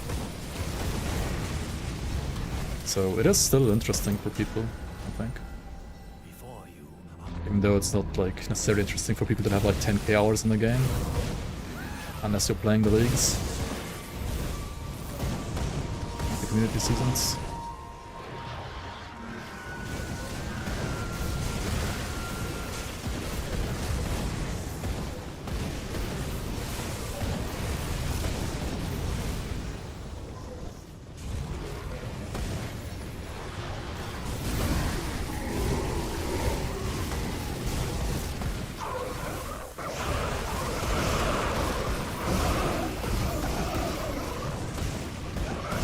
I mean, all Celestials are like a little goofy in their own way, I feel like.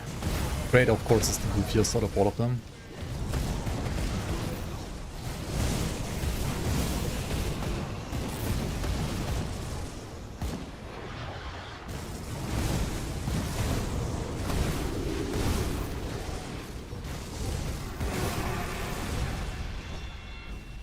Nope. Let's not play like this again.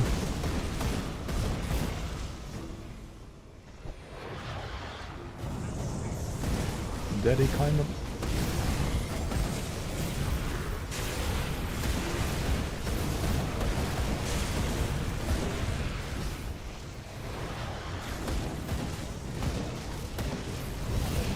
Okay, you just got one shot by one grenade, that's insane.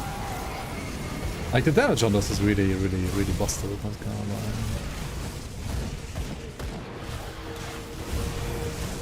But I mean, it's also damage on many grenade bolts. Like, grenade bolts just always hit hard.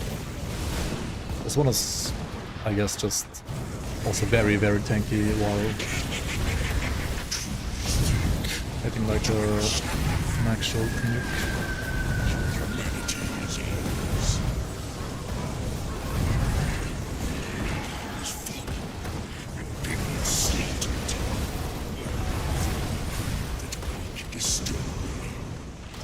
Yeah, the damage is through the roof, man. Oh. When's Fangs coming? Tomorrow, hooray! Nah, I don't know. It's probably gonna, if I had to guess, maybe in May. Maybe in May.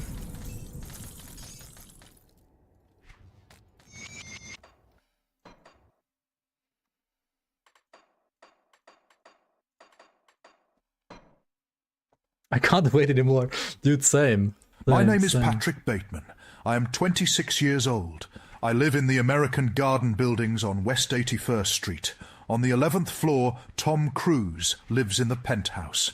I believe in taking care of myself, in a balanced diet, in a rigorous exercise routine. In the morning, if my face is a little puffy, I'll put on an ice pack while doing my stomach crunches. I can do 1,000 now. After I remove the ice pack, I use a deep pore cleanser lotion. In the shower, I use a water-activated gel cleanser, then a honey almond body scrub, and on the face, an exfoliating gel scrub. Then I apply an herb mint facial mask, which I leave on for 10 minutes while I prepare the rest of my routine. I always use an aftershave lotion with little or no alcohol, because alcohol dries your face out and makes you look older. Then moisturizer, then an anti-aging eye balm, followed by a final moisture. Absolute psycho. Alright. Got the Celestial Essence for color.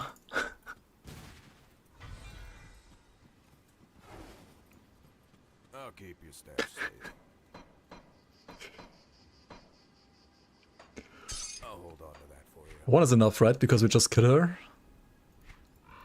Do we have pots? These pots? We got clusters at least. Do we have pots? Hello? Why is there chaos percent pot on this character? We don't need pots on this. Who needs pots? Can't wait to blast League and spam Fs in chat with the community again. Hell yeah.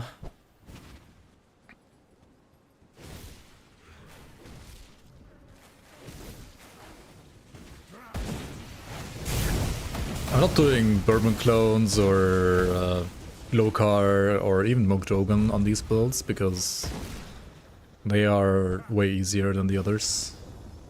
And Drogon maybe is like almost comparable, but the others are like just way easier than the ones that we're doing here so far, so...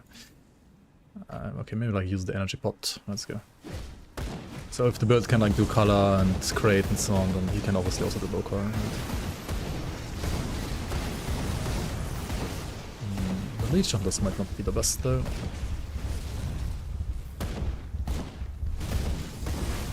Need the Leech of Scorpions or what? I mean, we're ranged, right? So we are also retail, so staying melee would make me have more damage. Oops.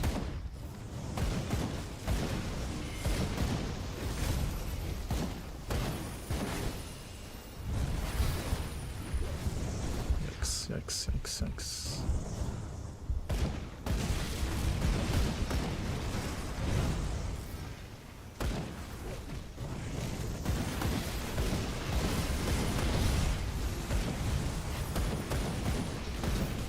Was a bad bloodthirster use, but okay.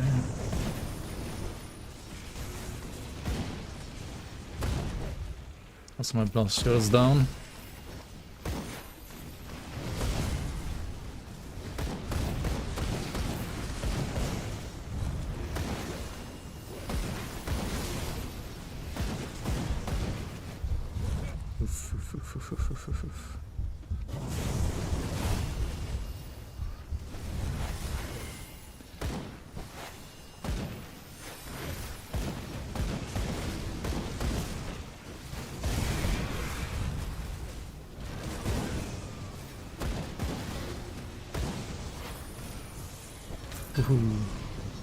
The year is 2050.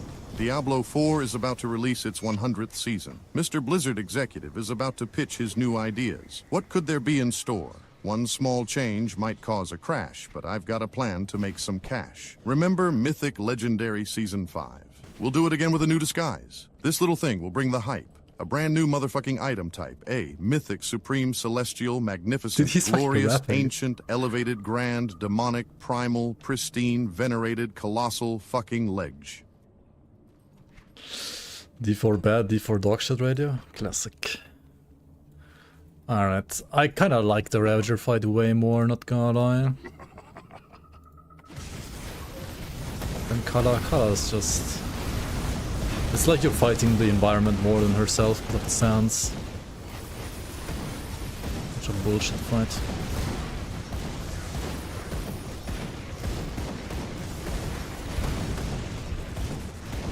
I'm not taking so much damage though. Cosmetic Diamond and Lance Shield proc Renowned already. I guess I had like ID buff and like almost got sundered and stuff altogether. Oh, what the fuck. I wanted to dodge it, but I jumped inside it.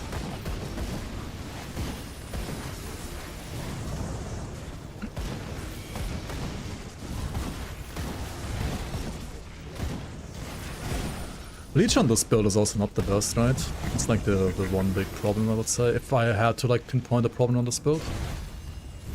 That's why it has the Bloodthirster, to kind of try to make up for it. But hey, pretty cool.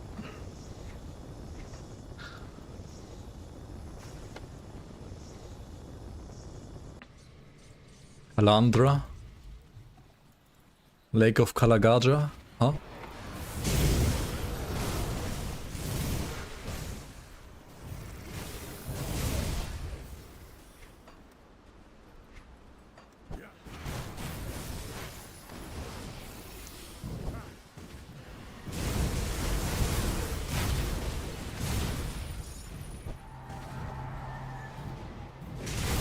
Open the way.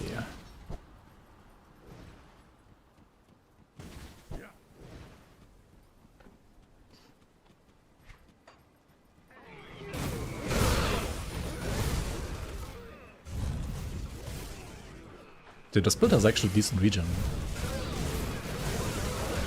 Just realized. Like, the sands don't even hurt me just because of regen. That's funny.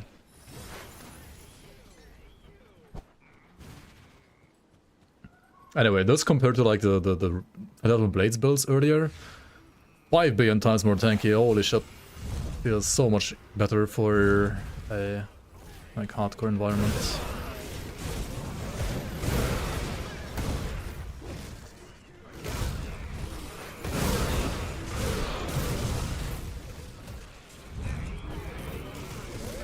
Okay, made it to the altar. Let's enter. Demo basic Nightblade dog shit. I don't know if it's a Nightblade problem.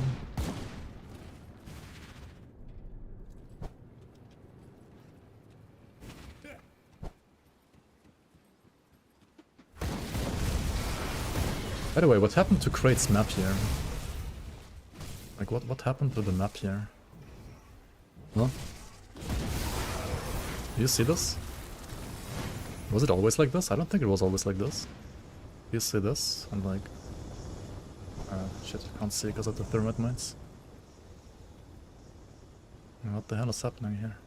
When I close my eyes, that demon's there. A haunting presence, a constant glare, no progression, no thrill, no talents. It's all uphill. New cosmetics and a battle pass. This endless loop, it cannot last. No more D4. It's time to ascend. To PoE, the journey won't end. D4's bad, D4's dog shit. Can't believe what I did, I admit. It's so bad, so horseshit. Even uninstalling won't fix it a bit. D4's bad, it's just dog shit. A game worse than D3, there's only one way out. Uninstall, delete, and set me free. Wait. Oh my god, I can't unsummon my guardians.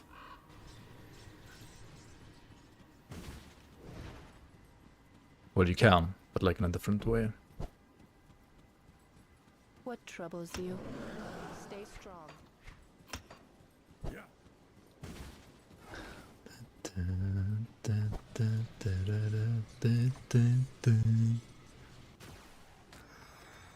Okay, cool. Let's try to hit the maggot.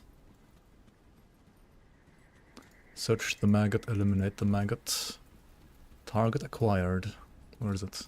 No, we didn't acquire the target yet. What the hell? Hello? I am blind.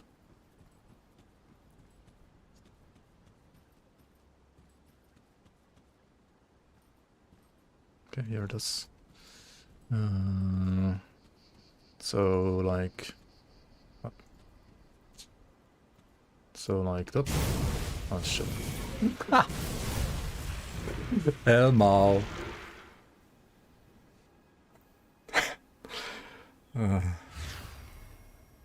Hardcore viable. GG. Well, it is, just not in my hands, I guess. Lost to a bug. Well, yeah, technically it's not wrong. Absolutely washed. What the man? What the hell, man?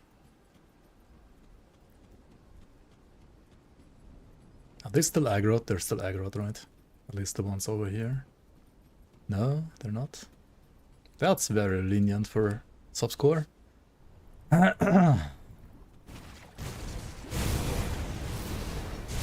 Losing to a maggot, imagine. Okay, time for crit. Let's see.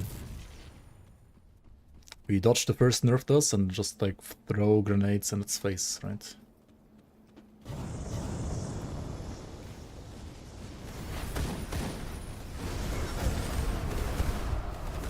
Why did I charge? I wanted to charge backwards, fuck! Okay, holy shit, dude, what am I doing? It's getting late, I need to stop streaming. Fuck me. That was embarrassing. This is how to play? Yeah. Bruh. Absolutely washed. Washed up.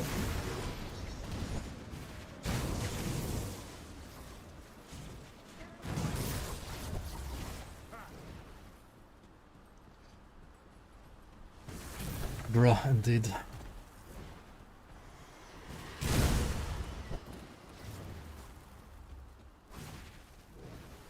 In 6 hours? No, it was like 18 hours. But it was like literally from 0, right? I actually watched that.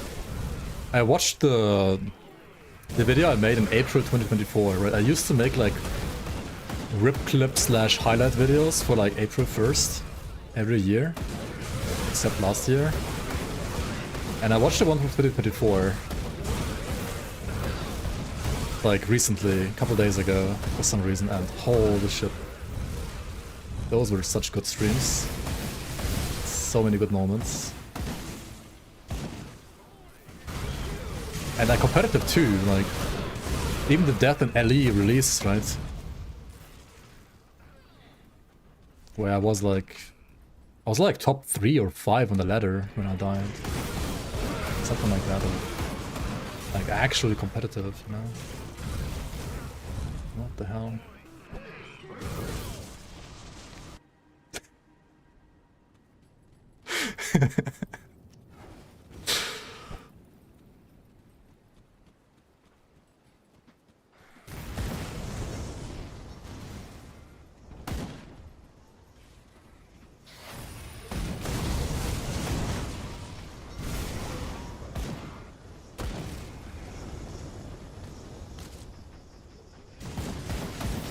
But yeah, that was like before I went back to uni, so yeah.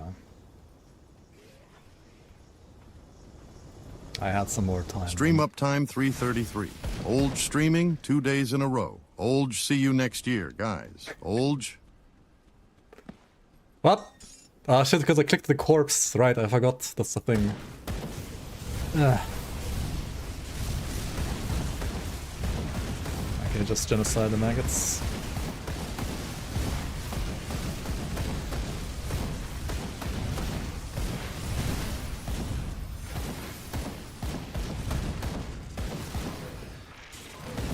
IDF build reporting on, I mean, what? I'm gonna get cancelled, I guess.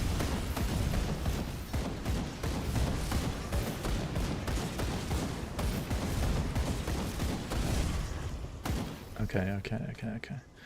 Let's go. Another promising young man ruined and grasped away by preposterous real-life bullshit feels bad, man.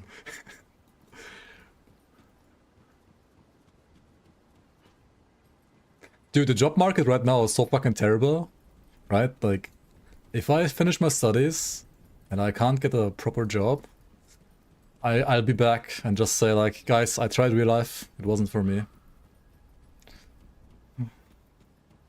So who knows? Bro, where the hell is the maggot though?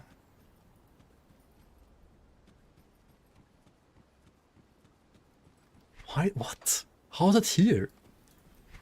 What is this?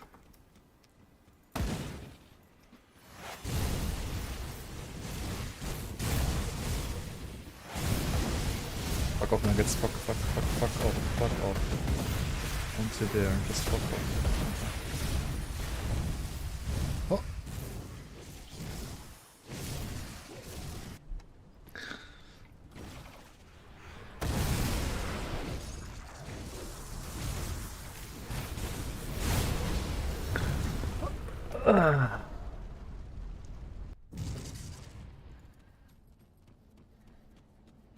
Okay, time to not die. Time to not charge into the crate like an idiot. You know what's funny? You know why you play RF? You actually play RF because your default attacks from RF kill the default attack from crate, right? So you can't get nerfed. I mean, you can still get nerfed if you get hit, but if you line up your default attack perfectly to hit his projectile, right, you actually don't get nerfed. Because you just negate his attack. Like, it gets killed mid-air. That's so cool. I actually like this mechanic in Grand Dawn.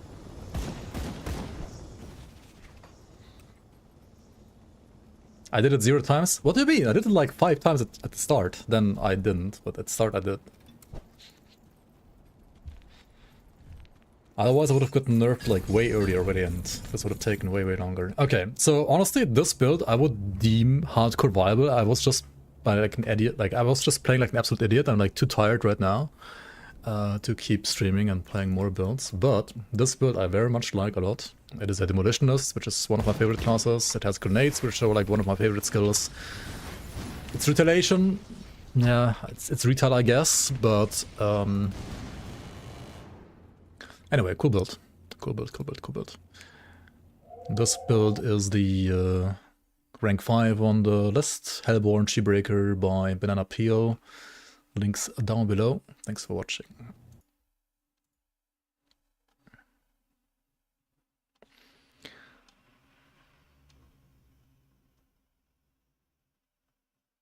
By the way, did people sub today? And I again didn't realize.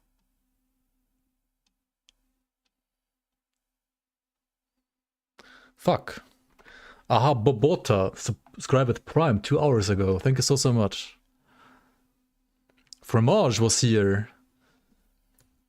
Subbing for tier 3 for 48 months. Consecutive 50 months sub. And I fucking missed him. Damn, feels like a lifetime ago I saw your amazing face 2 hours ago.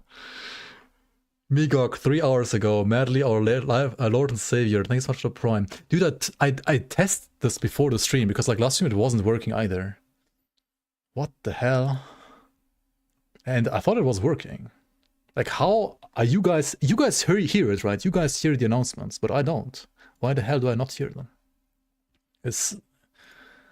You guys are gonna think I'm gonna be rude as fuck. Like if I press test here, I've been expecting I can hear this one, right? I can hear this one. This is a subscription test. But why the frick can I not hear it when you actually sub? What is this bullshit? Scatterbrain also with a 24 months. Well, 35 months actually. Yeah, thank you so much for the resub. Wokage, oh no, I overslept. Fans of Aztec Karn out already. What about Season 8? Maybe next year? Maybe this year. Shadow Reaper with a 5-month sub as well. Grim Dawn in this economy, thanks so much for the subs 3 months ago. 3 hours ago. Mad X as well, 3 days ago. Oh wait, no, that was from last stream, okay. Wrong audio channel shit. But like, it's the same thing, I thought. I don't know what's going on. That's weird. It is so weird.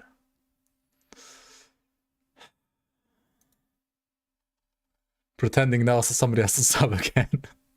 No, I apologize. Like, this only happens with Streamlabs as well, and I tried to get rid of everything Streamlabs related. But I still have those alerts from Streamlabs, so I need to maybe just like use the default Twitch alerts. Are they good now? Are they usable now? Good, you're back. Hello. Like, okay, you guys hear it, right? I hear nothing. Like, nada. Like, I paid attention to it now, that's why I see it in the chat, but yeah, this is so scuffed. Yeah, I need to fix it. I don't know how, but maybe just like ditch Streamlabs and try to move somewhere else. Thanks so much for the Prime though, Tyler. I appreciate it so much. Anyway, I am B Boomer. I need to call my dad before he goes to sleep as well. I need to have a chat with him for some things and making excuses. Yeah. I'm just slow now. I need to. Yeah, they say like studying makes you smart. I feel like it just makes me slow. Anyway, thank you so much everybody for watching today. I'll be back with either the new patch when it drops with the new UI to showcase that to you guys, or with some more top 20 builds next time. Either way, I'll see you around on Discord. If you're on YouTube, link should be down below for the link for the Discord invite. Hop on there if you want to chat some more off stream. And yeah, I'll see you around on the next stream. Hopefully this week. See you next year. Yeah. See you next year. See you next year with the hype train. Holy moly. Alright, thank you so much guys. Thanks for watching. Bye bye.